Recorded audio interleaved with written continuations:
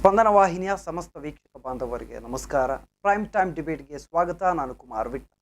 ಇವತ್ತು ನಾವು ಜುಗಾರಿ ಅಡ್ಡೆ ಗಾಂಜಾ ದಂಧೆ ಅನ್ನುವಂಥ ಟೈಟಲನ್ನು ಇಟ್ಕೊಂಡು ಚರ್ಚೆಯನ್ನು ಮಾಡಲಿಕ್ಕಿದ್ದೇವೆ. ಒಂದು ಕಡೆ ಜುಗಾರಿ ಅಡ್ಡೆಗಳು ರಾಜಾರೋಷವಾಗಿ ನಡೀತಾ ಇದೆ. ಇದರ ಬಗ್ಗೆ ಪೊಲೀಸರಾಗಲಿ ಯಾರು ಕೇಳ್ತಾ ಇಲ್ಲ. ಇದರಿಂದ ಬಡ ಜನರ ಜೀವನ ಅನ್ನುವಂಥದ್ದು ಬೀದಿಪಾಲು ಆಗ್ತಾ ಇದೆ. ಬಹಳಷ್ಟು ಸಮಸ್ಯೆಗಳಾಗ್ತಾ ಇದೆ. ಇದರ ಬಗ್ಗೆ ಯಾರೂ ಕೂಡ ಮಾತನಾಡ್ತಾ ಇಲ್ಲ ಅನ್ನುವಂಥ ವಿಚಾರಗಳು ಒಂದೆಡೆ. ಜೊತೆಗೆ ಇವತ್ತು DYFI ಒಂದಷ್ಟು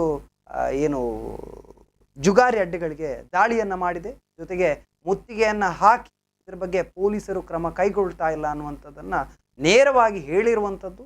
ಜೊತೆಗೆ ಅದನ್ನು ಮುಚ್ಚಿಸುವಂಥ ಪ್ರಯತ್ನವನ್ನು ಕೂಡ ಮಾಡಿದ್ದಾರೆ. ಇದು ಒಂದು ಕಡೆ. ಆದರೆ ಇನ್ನೊಂದು ಕಡೆ ಮಂಗಳೂರಿನ ಪೊಲೀಸರು ಇವತ್ತು ಬಹುದೊಡ್ಡ ಗಾಂಜಾದ ಡ್ರಗ್ ರಾಕೆಟನ್ನು ಭೇದಿಸಿದ್ದಾರೆ. ಜೊತೆಗೆ ಒಂದಷ್ಟು ಜನರನ್ನು ಬಂಧಿಸಿದ್ದಾರೆ. ಮುಖ್ಯವಾಗಿ ಅನಿವಾಸಿ ಭಾರತೀಯ ಒಬ್ಬ ಅರೆಸ್ಟ್ ಆಗ್ತಾರೆ. ಈ ಗಾಂಜಾ ಪೆಡ್ಲರ್ ಅನ್ನುವಂಥ ಒಂದು ವಿಚಾರದಲ್ಲಿ ಅವರನ್ನು ಅರೆಸ್ಟ್ ಮಾಡಲಾಗುತ್ತೆ. ಆ ಬಳಿಕ ಒಂದಷ್ಟು ಮಾಹಿತಿ ಅನ್ನುವಂಥದ್ದು ಅವರಿಂದ ಸಿಗುತ್ತೆ. ಆ ಬಳಿಕ ಒಂದಷ್ಟು ಜನರನ್ನು ಅರೆಸ್ಟ್ ಮಾಡಲಾಗುತ್ತೆ. ಮುಖ್ಯವಾಗಿ ಇಲ್ಲಿ ಗಮನಿಸಿರುವಂಥದ್ದು ವೈದ್ಯಕೀಯ ವಿದ್ಯಾರ್ಥಿನಿಯರು ಕೂಡ ಭಾಗಿಯಾಗಿದ್ದರು. ಅವರ ಬಂಧನ ಆಗಿದೆ. ಜೊತೆಗೆ ಇಬ್ಬರು ವಿದ್ಯಾರ್ಥಿಗಳು, ಇಬ್ಬರು ವೈದ್ಯರಿದ್ದಾರೆ ಅನ್ನುವಂಥದ್ದು ಈಗ ಬಹಳಷ್ಟು ಚರ್ಚೆ ಆಗ್ತಾ ಇರುವಂಥದ್ದು. ಒಂದೆಡೆ ಮಂಗಳೂರು ಪೊಲೀಸರು ಭೇದಿಸಿರುವಂಥ ಈ ಕೇಸ್ ಏನಿದೆ ಇದರ ಬಗ್ಗೆ ಪೊಲೀಸರ ಬಗ್ಗೆ ಬಹಳಷ್ಟು ಪ್ರಶಂಸೆಗಳು ವ್ಯಕ್ತ ಆಗ್ತಾ ಇದೆ. ಇನ್ನೊಂದು ಕಡೆ ಈ ಗೇಮ್ಗಳಿರ್ಬೋದು, ಜೂಜುಗಳಿರ್ಬೋದು, ಇದರ ಬಗ್ಗೆ ಪೊಲೀಸರು ಗಮನ ಕೊಡ್ತಾ ಇಲ್ಲ ಅನ್ನುವಂಥ ವಿಚಾರಗಳ ಬಗ್ಗೆ ಪ್ರಶ್ನೆಗಳು ಹೇಳ್ತಾರೆ. ಈ ಬಗ್ಗೆ ಚರ್ಚೆಯನ್ನು ಮಾಡಬೇಕು. ನಮ್ಮ ಜೊತೆಗೆ ಮೂವರು ಅತಿಥಿಗಳು ಜಾಯ್ನ್ ಆಗಿದ್ದಾರೆ. ನಾನು ಕಾರ್ಯಕ್ರಮಕ್ಕೆ ಸ್ವಾಗತ ಮಾಡಬೇಕು. ಜಿಲ್ಲಾ ಸರ್ಕಾರಿ ವಕೀಲರು ನಮ್ಮ ಜೊತೆಗಿದ್ದಾರೆ. ಮನೋರಾಜ್ ರಾಜೀವ್ ಅವರು, ಆತ್ಮೀಯ ಸ್ವಾಗತ ಸರ್ ತಮಗೆ. ಹಾಗೆಯೇ ನಮ್ಮ ಜೊತೆಗೆ ಸಾಮಾಜಿಕ ಕಾರ್ಯಕರ್ತರು ಪ್ರಸನ್ನ ರವಿ ಅವರಿದ್ದಾರೆ. ಶ್ರೀಮತಿ ಪ್ರಸನ್ನ ರವಿ ಅವರೇ, ಆತ್ಮೀಯ ಸ್ವಾಗತ. ಹಾಗೆಯೇ ನಮ್ಮ ಜೊತೆಗೆ DYFI ಮುಖಂಡರಾದಂಥ ಸಂತೋಷ್ ಬಜಾಲ ಅವರಿದ್ದಾರೆ. ಆತ್ಮೀಯ ಸ್ವಾಗತ ಸಂತೋಷ್ ಅವರು. ಈ ಎರಡು ವಿಚಾರಗಳನ್ನು ಗಮನಿಸುವಾಗ ಮೊದಲ ಅಭಿಪ್ರಾಯಗಳನ್ನು ತೆಗೆದುಕೊಳ್ಬೇಕು. ನಾನು ಮುಖ್ಯವಾಗಿ ಇದು ಘಟನೆ ಜೊತೆಗೆ ಈ ಚರ್ಚೆ ಅನ್ನುವಂಥದ್ದು ನಾವು ಗಾಂಜಾ ದಂಧೆ ಜೊತೆಗೆ ಇವತ್ತು ಬಂಧನ ಆಗಿರುವಂಥ ವಿಚಾರ. ಮುಖ್ಯವಾಗಿ ವೈದ್ಯರು ಇಬ್ಬರು ಬಂಧನ ಆಗಿದ್ದಾರೆ. ವೈದ್ಯಕೀಯ ಕಾಲೇಜಿನ ವಿದ್ಯಾರ್ಥಿನಿಯರು ಯಾರಿದ್ದಾರೆ ಅವರ ಬಂಧನ ಆಗಿದೆ. ಈ ವಿಚಾರವನ್ನು ನಾನು ಮೊದಲ ಭಾಗವಾಗಿ ತೆಗೆದುಕೊಳ್ತೀನಿ. ಸೊ ಈ ಬಗ್ಗೆ ಒಂದು ಪ್ರತಿಕ್ರಿಯೆಯನ್ನು ನೀಡಬೇಕಾಗಿದೆ ನಾವೆಲ್ಲರೂ ಕೂಡ. ಸೊ ನಾನು ಮೊದಲದಾಗಿ ನೇರವಾಗಿ ಜಿಲ್ಲಾ ಸರ್ಕಾರಿ ವಕೀಲರಾದ ಮನೋರಾಜ್ ಅವರ ಹತ್ರ ಕೇಳ್ತೀನಿ. ಸೊ ಏನು ಹೇಳ್ತೀರಾ ಸರ್? ನೋಡಿ, ಇವತ್ತು ಏನಿಲ್ಲಿ ಅರೆಸ್ಟ್ ಮಾಡಿದ್ದಾರೆ, ಇದರಲ್ಲಿ ನಾವು ಎರಡು ವಿಷಯವನ್ನು ಅದನ್ನು ಎರಡು ವಿಭಾಗವಾಗಿ ಮಾಡುವ.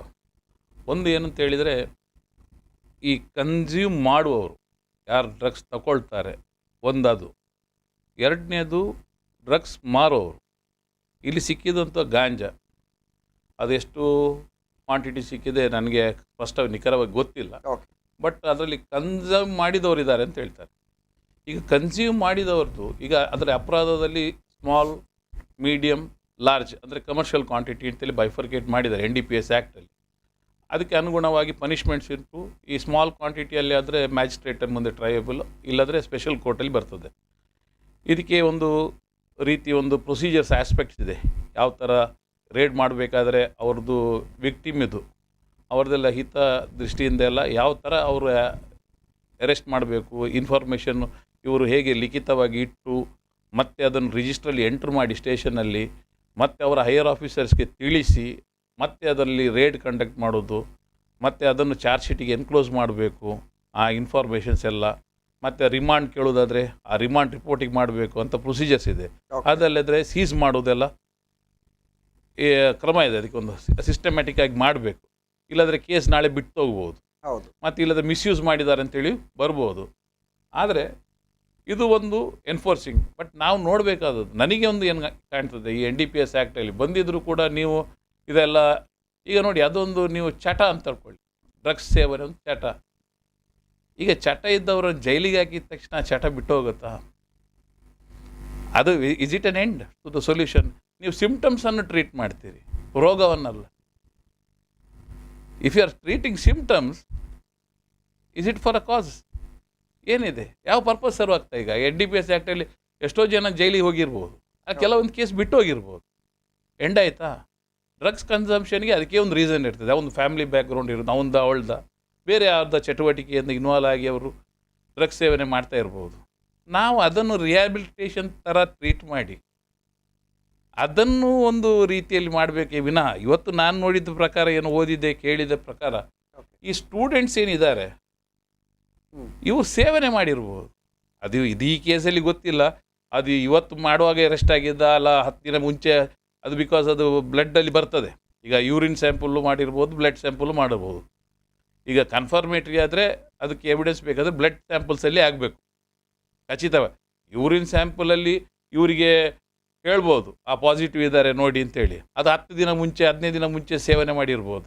ಇಲ್ಲಾದರೆ ನಾನು ಸೇವನೆ ಮಾಡ್ತಾ ಇದ್ದೆ, ನೀವು ನನ್ನ ಪಕ್ಕದಲ್ಲಿ ಕೂತಿದ್ದೀರಿ, ನೀವು ಪಾಸಿಟಿವೇ, ಇನ್ನೆಲ್ಲ ಆಗಿರ್ತದೆ ನಿಮಗೂ. ಹೌದು. ಸೊ ಅದು ಕೇಸ್ ನಿಲ್ತದೆ ಇಲ್ಲೋ ಇನ್ನೊಂದು. ಬಟ್ ಸಪ್ಲೈ ಮಾಡ್ತಾರೆ ಯಾರು, that is serious commercial.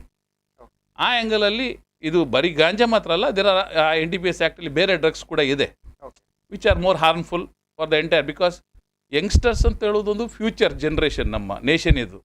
They are future. Nation ಅಂತ ಹೇಳೋದು ನಾವೇ ಅಲ್ವಾ, ಫ್ಯೂಚರ್ಸ್ ಆರ್ ಯಂಗ್ಸ್ಟರ್ಸ್. ಈಗ ನಮ್ಮ ಯಂಗ್ಸ್ಟರ್ಸೇ ವೀಕ್ ಆಗಿ ಹೋದರೆ ಈ ಡ್ರಗ್ಸ್ ಎಲ್ಲ ತಗೊಂಡು, what is the future of the nation? ದೇಶಕ್ಕೆ ಭವಿಷ್ಯ ಇಲ್ಲ. ಆದರೆ ಇದೊಂದು one way it is fine, ಇವರು ಲಾ ಎನ್ಫೋರ್ಸ್ ಮಾಡಿದರು ಪೊಲೀಸ್ನವರು, ಎಪ್ರಿಷಿಯೇಬಲ್.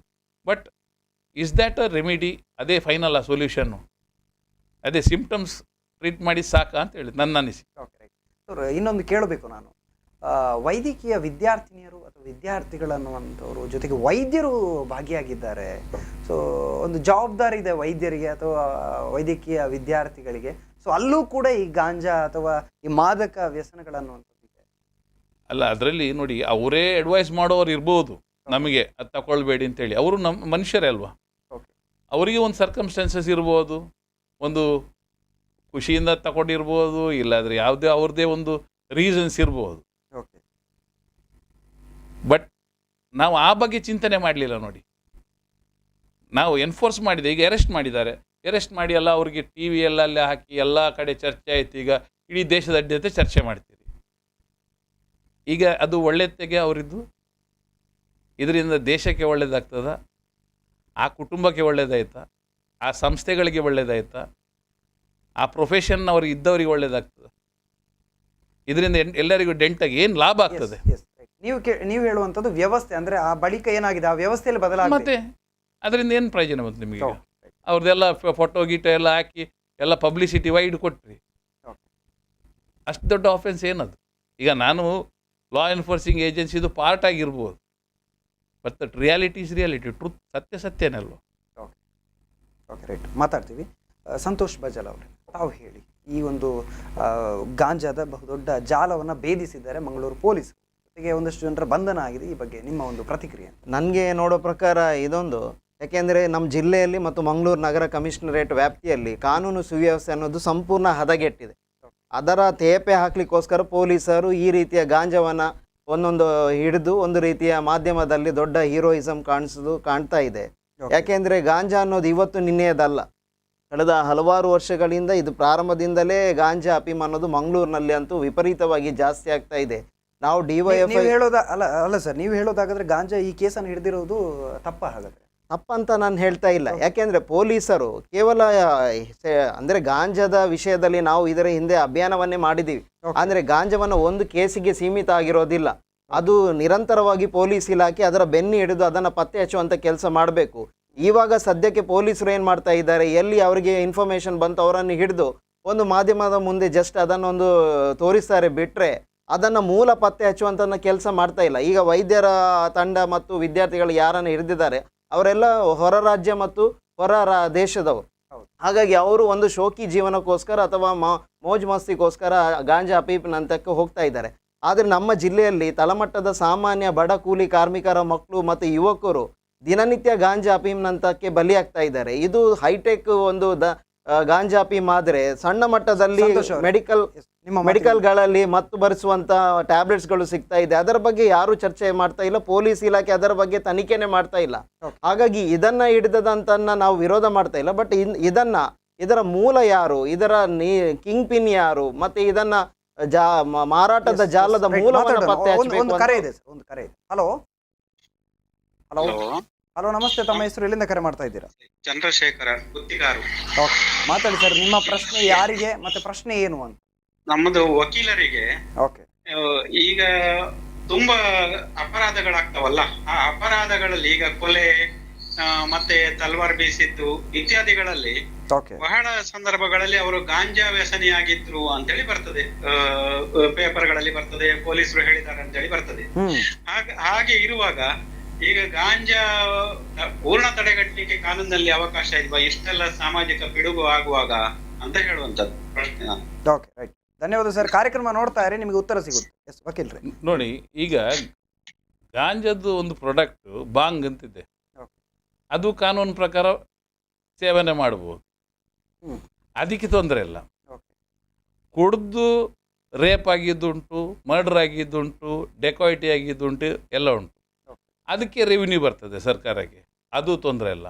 ಈಗ ಇವ್ರು ಕೇಳಿದ ಪ್ರಶ್ನೆಗೆ, ಗಾಂಜಾ ಈಗ ಕ್ಯಾನಿಬೀಸ್ ಏನು ಹೇಳ್ತೇವೆ, ಅದು ಬ್ಯಾಂಡ್ ಸಬ್ಸ್ಟೆನ್ಸ್. ಈಗ ಇವರು ಕೆಲವೊಂದರಲ್ಲಿ ಹೇಳ್ಬೋದು ಗಾಂಜಾ ಮಾಡಿರ್ಬೋದು, ಬೇರೆ ರೀಸನ್ಸು ಇದೆ ಅಲ್ವಾ. ಈ ಆಲ್ಕೋಹಾಲಲ್ಲಿ ಇದೆ ಅಫೆನ್ಸ್ ಆಗಿದ್ದು. ಓಕೆ.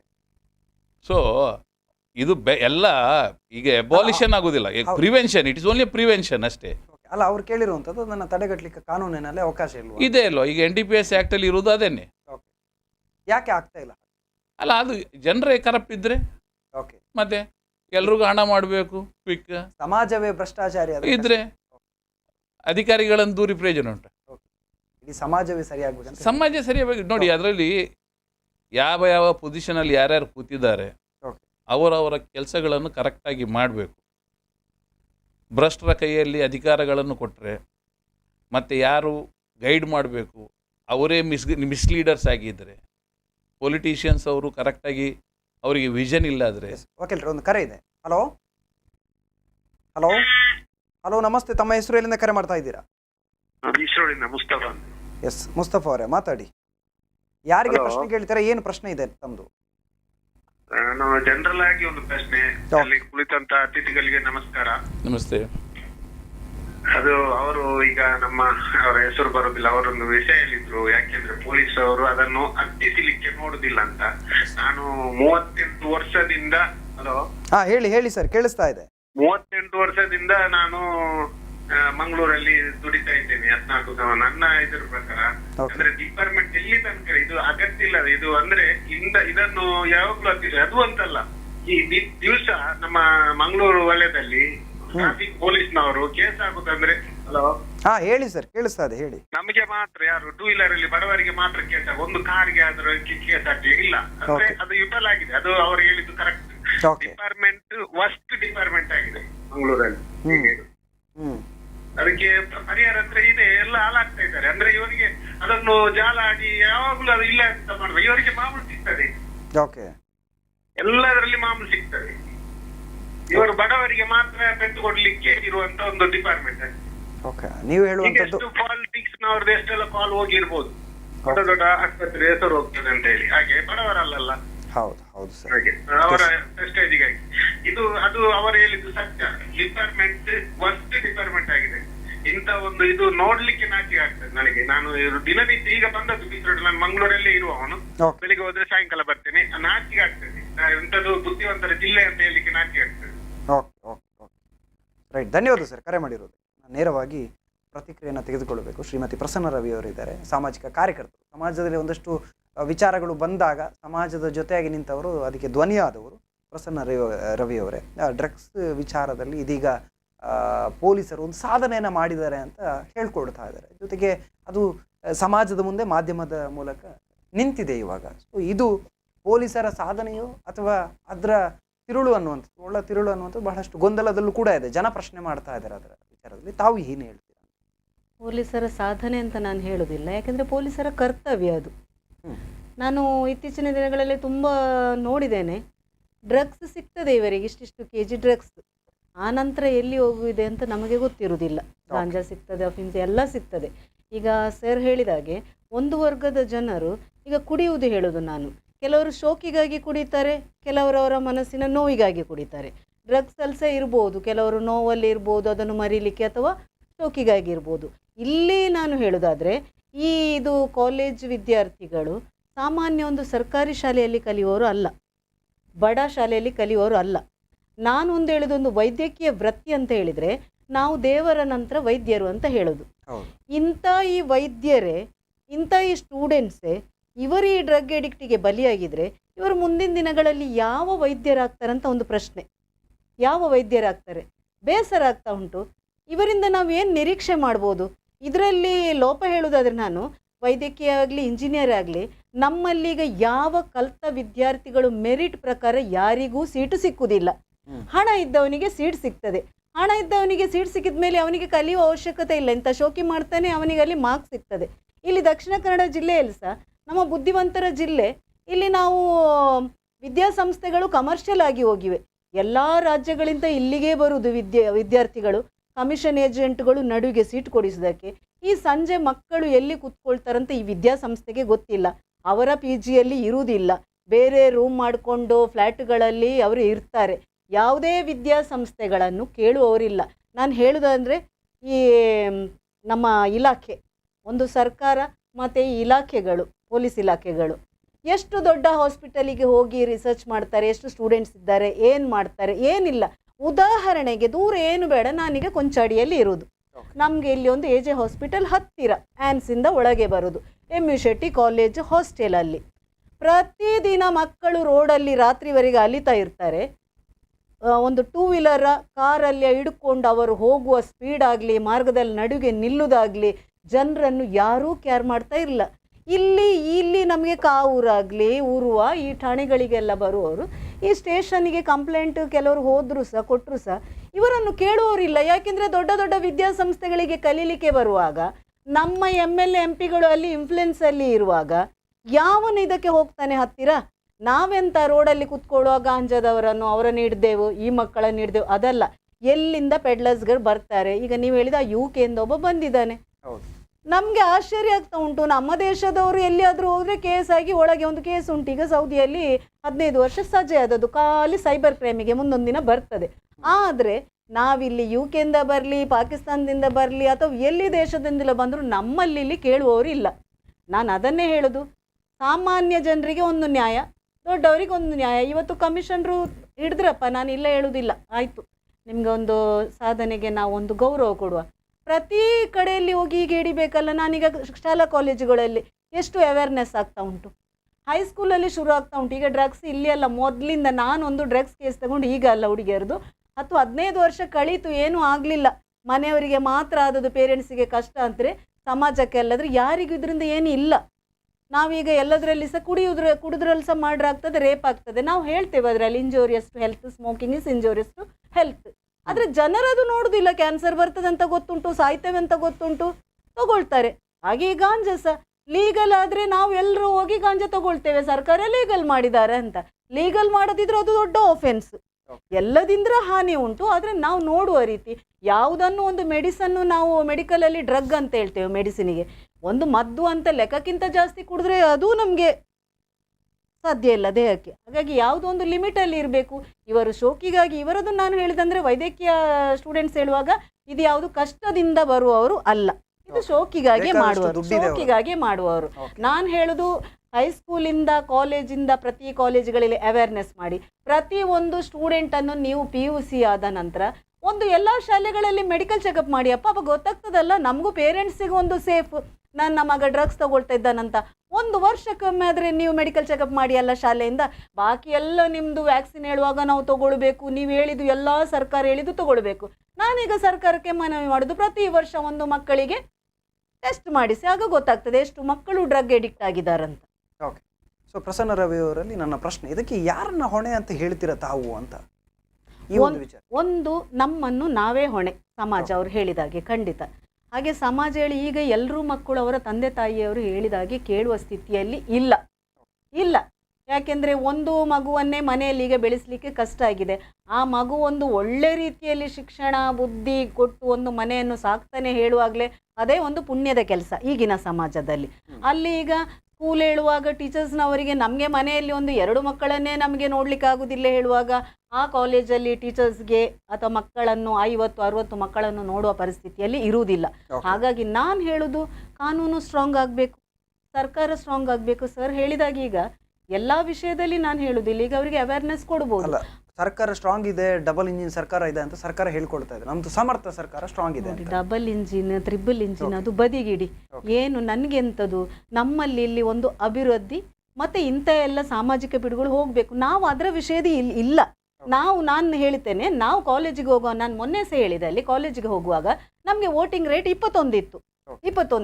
ಈಗ ಒಂದು ದೇಶದ ಪ್ರಜೆಗಳು, ಯೂತ್ ಅವರು ವೋಟ್ ಹಾಕಿದ್ರೆ ನಮ್ಮ ದೇಶ ಎಲ್ಲಿಗಾ ಕೊಂಡೋಗ್ತದೆ ಅಂತ ನಾವು ಹೇಳಿ 18ಕ್ಕೆ ಮಾಡಿದೆವು.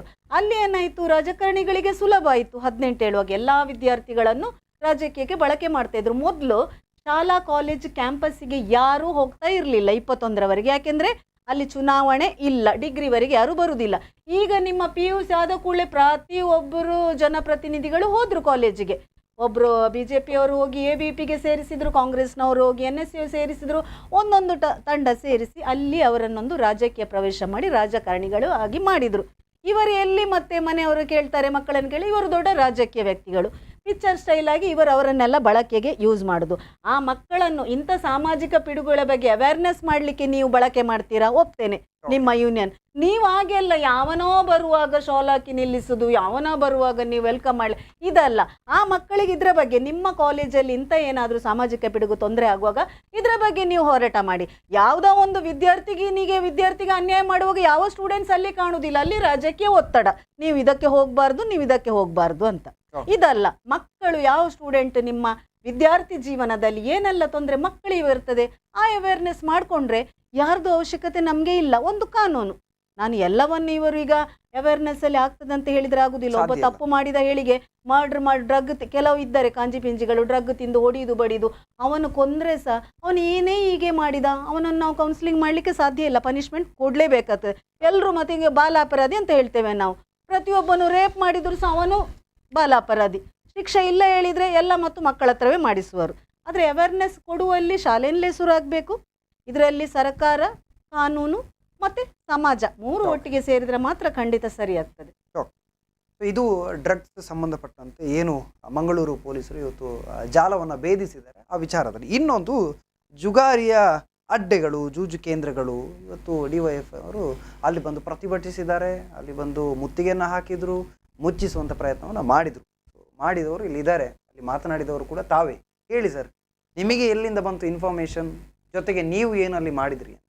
ಇನ್ಫಾರ್ಮೇಷನ್ ಅಂದರೆ ಇದು ಸಾಮಾನ್ಯ ಜನಜನಿತ, ಎಲ್ರಿಗೂ ಗೊತ್ತಿದೆ, ಸಾಮಾನ್ಯ ಜನರಿಗೂ ಕೂಡ ಗೊತ್ತಿದೆ, ಪೊಲೀಸ್ ಇಲಾಖೆಗೂ ಗೊತ್ತಿದೆ, ಪೊಲೀಸ್ ಇಲಾಖೆ ಕಣ್ಣು ಮುಚ್ಚಿ ಕೂತಿದೆ. ಮತ್ತು ಅದರಲ್ಲಿರುವ ಕೆಲವು ಅಧಿಕಾರಿ ವರ್ಗದವರಿಗೆ ಮಾಮೂಲಿ ತಿಂಗಳಿಗೆ ಬರುತ್ತೆ. ಇದು ಸಾಮಾನ್ಯ ಜನರು ಆಡುವ ಮಾತು. DYFI ಇವಾಗ ಮಾತ್ರ ಅಲ್ಲ, ಪ್ರಾರಂಭದಿಂದಲೂ ನಾವು ಸ್ಕಿಲ್ ಗೇಮ್, ವಿಡಿಯೋ ಗೇಮ್, ಜುಗಾರಿ ಅಡ್ಡೆ, ಸ್ಪೀಡ್ ಕ್ಲಬ್ಗಳಿಗೆ ನೇರವಾಗಿ ನಾವು ವಿರೋಧವನ್ನು ಮಾಡಿದ್ದೀವಿ, ಅದರ ವಿರುದ್ಧ ಪ್ರತಿಭಟನೆಯನ್ನು ಮಾಡಿದ್ದೀವಿ. ಈ ಹಿಂದೆಯೂ ಕೂಡ ಕಮಿಷನರ್ ಹಿತೇಂದ್ರ ಇರುವಂಥ ಸಂದರ್ಭದಲ್ಲಿ ಇದೇ ರೀತಿ ರಿಕ್ರಿಯೇಷನ್ ಕ್ಲಬ್ನ ಹೆಸರಲ್ಲಿ ಜುಗಾರಿ ಅಡ್ಡೆಗಳು ನಡೀತಾ ಇತ್ತು. ಆವಾಗ ನಾವು ಮೆಮೊರಂಡಮ್ ಕೊಟ್ಟ ಸಂದರ್ಭದಲ್ಲಿ ಅವರು ಎಲ್ಲವನ್ನು ಬಂದ್ ಮಾಡಿಸಿದರು. ಆ ಮಧ್ಯದಲ್ಲಿ ಮುರುಗನ್ ಬಂದರು, ಅವರು ಆ ಸಂದರ್ಭದಲ್ಲಿ ಮತ್ತೆ ಓಪನ್ ಆಯಿತು. ಆವಾಗ ನಾವು ಮುರುಗನ್ ಎಲ್ಲ ಅಲ್ಲಲ್ಲಿ ನಾಯಿ ಕೊಡೆಗಳಂತೆ ಆಯಿತು, ಆವಾಗೂ ಕೂಡ ಹೋರಾಟ ಮಾಡಿದ್ವಿ. ಆನಂತರ ಚಂದ್ರಶೇಖರ್ ಬಂದರು, ಆವಾಗ ಎಲ್ಲರನ್ನು ಕೂಡ ಅವರು ಎಲ್ಲವನ್ನು ಕೂಡ ಬಂದ್ ಮಾಡಿಸಿದರು. ಈಗ ಮತ್ತೆ ಪ್ರಾರಂಭ ಆಗಿದೆ. ಈಗಿನ ಕಮಿಷನರ್ ಬಂದು 2 ವರ್ಷ ಆದರೂ ಕೂಡ ಸ್ಕಿಲ್ ಗೇಮ್, ವಿಡಿಯೋ ಗೇಮ್ ರಾಜಾರೋಷವಾಗಿ ನಡೀತಾ ಇದೆ. ಜನಸಾಮಾನ್ಯರ ಹತ್ರ ಹೇಳಿದರೂ ಕೂಡ ಅದು ಎಲ್ಲ ಸ್ಟೇಷನ್ಗಳಿಗೆ ಎಲ್ಲ ಮಾಹಿತಿ ಇದೆ.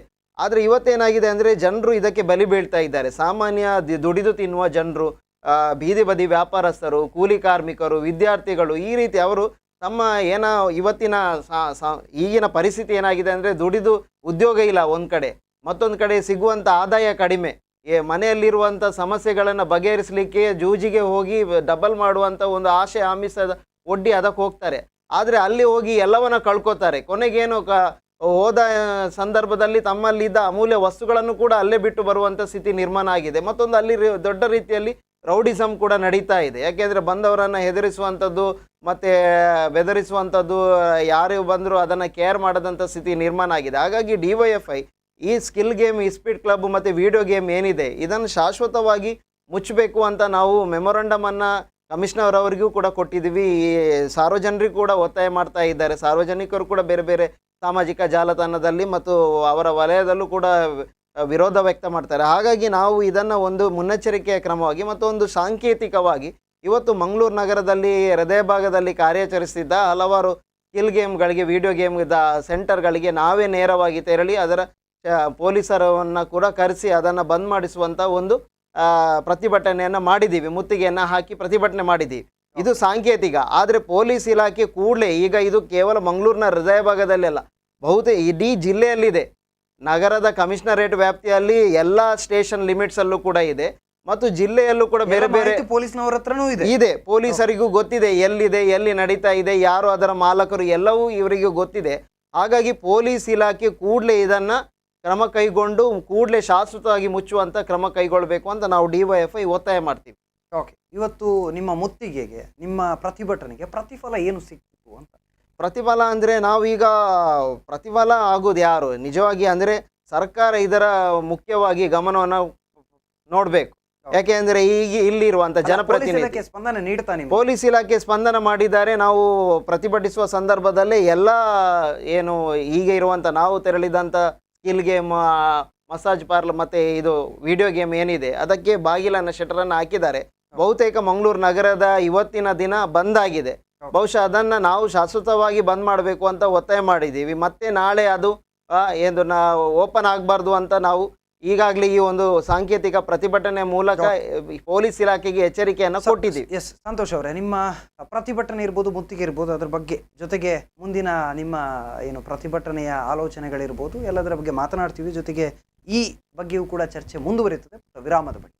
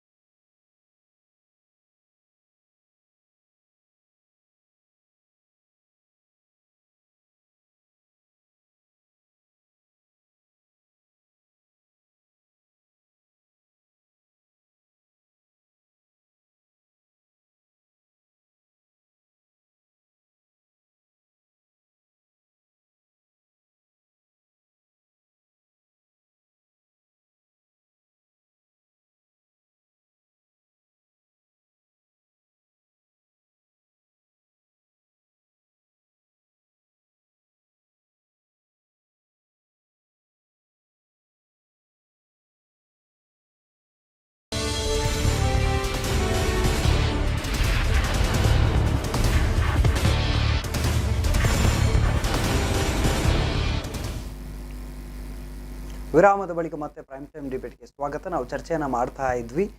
ಜುಗಾರಿ ಅಡ್ಡೆ ಗಾಂಜಾ ದಂಧೆ ಅನ್ನುವಂಥ ಟೈಟಲ್ ಕೂಡ ಇತ್ತು. ನಾವು ಈಗಾಗಲೇ ಗಾಂಜಾ ದಂಧೆಯ ಬಗ್ಗೆ ಬ್ರೇಕ್ಗಿಂತ ಮುಂಚೆ ಮಾತಾಡ್ತಾ ಇದ್ವಿ. ಜೊತೆಗೆ ಜುಗಾರಿ ಅಡ್ಡೆ ಏನಿದೆ ಅದರ ಬಗ್ಗೆ ಒಂದಷ್ಟು ಚರ್ಚೆ ಆಗಿತ್ತು. ನಾನು ಇನ್ನೂ ಕೂಡ ಮಾತನಾಡಬೇಕು ಈ ಬಗ್ಗೆ. ಪ್ರಸನ್ನ ರವಿ ಅವರು ಏನು ಹೇಳ್ತೀರಾ? ಜುಗಾರಿ ಅಡ್ಡೆ ಜೊತೆಗೆ ಜೂಜುಗಳನ್ನುವಂಥದ್ದು ಮಂಗಳೂರು ಈ ಭಾಗದಲ್ಲಿ ಹೆಚ್ಚಾಗ್ತಾ ಇದೆ. ಇದರಲ್ಲಿ ವಿದ್ಯಾರ್ಥಿಗಳು ಅಥವಾ ಏನು ಮಧ್ಯಮ ವರ್ಗ ಇರ್ಬೋದು, ಬಡವರು ಇರ್ಬೋದು, ಎಲ್ಲರೂ ಕೂಡ ಅವರ ಜೀವನ ಅದರಲ್ಲಿ ಹಾಳಾಗ್ತದೆ ಅನ್ನುವಂಥದ್ದು ವಿಚಾರಗಳು. ಜೊತೆಗೆ ಇವತ್ತು ಮುತ್ತಿಗೆ ಹಾಕಿದ್ದಾರೆ DYFIನವರು. ಪೊಲೀಸರು ಇದರ ಬಗ್ಗೆ ಕ್ರಮವನ್ನು ಕೈಗೊಳ್ಬೋದು ಅನ್ನುವಂಥ ಭರವಸೆ ಬಹಳಷ್ಟು ದೂರದಲ್ಲಿದೆ. ಯಾಕಂದರೆ ಅವ್ರಿಗೆ ಗೊತ್ತಿದೆ ಅವ್ರು ಏನು ಮಾಡ್ತಾ ಇಲ್ಲ ಅನ್ನುವಂಥ ಅಭಿಪ್ರಾಯ ಕೂಡ ಜನರಲ್ಲೇ ಇದೆ. ಏನು ಹೇಳ್ತಾರೆ? ಜೂಜು ಅಡ್ಡೆ ಈಗ ಎಲ್ಲರಿಗೂ ಗೊತ್ತುಂಟು, ಎಲ್ಲಿ ಜೂಜು ಆಗ್ತಾ ಉಂಟು. ಇವರು ಹೇಳಿದ ಹಾಗೆ ಡಿಪಾರ್ಟ್ಮೆಂಟಿಗೂ ಗೊತ್ತುಂಟು, ನಮ್ಮ ಎಲ್ಲ ರಾಜಕಾರಣಿಗಳಿಗೂ ಗೊತ್ತುಂಟು. ಒಂದು ಜೂಜು ಅಡ್ಡೆಗೆ ರೈಡ್ ಹೋಗುವಾಗ ಈಚೆಂದ ಫೋನ್ ಹೋಗ್ತದೆ, MLAಗಳು ಕಾರ್ಪೊರೇಟ್ರಿದ್ದು, ನಮ್ಮ ಜನರದ್ದು ಅಂತ. ಕೆಲವು ಕಡೆ ಜೂಜು ಅಡ್ಡೆ ಆಗುವಾಗ ಪೊಲೀಸರು ಪಾಪದವ್ರು ಯಾರಾದ್ರು ಮಾಡೋದಿದ್ರೆ ಒಂದು ಹೋಗಿ ರೈಡ್ ಮಾಡಿದ್ರು, ಅಲ್ಲಿ ಸ್ವಲ್ಪ ಹಣ ಇದ್ದದನ್ನು ತೊಗೊಂಡ್ರು, ಕೋಳಿ ಇದು ಕಟ್ಟ ಅಂಥದ್ರಲ್ಲೆಲ್ಲ. ಈಗ ಜೂಜು ಅಡ್ಡೆ ಆಗೋದು ಎಲ್ರಿಗೂ ಗೊತ್ತುಂಟು, ಇದು ಕಾಮನ್ ಇನ್ಫ್ಲುಯೆನ್ಸಲ್ಲಿ. ನೀವು ಕಾನೂನಾತ್ಮಕವಾಗಿ ನೀವು ಒಳ್ಳೆ ಕೆಲಸ ನೀವೇ ಜವಾಬ್ದಾರಿ ತೊಗೊಳ್ಬೇಕು.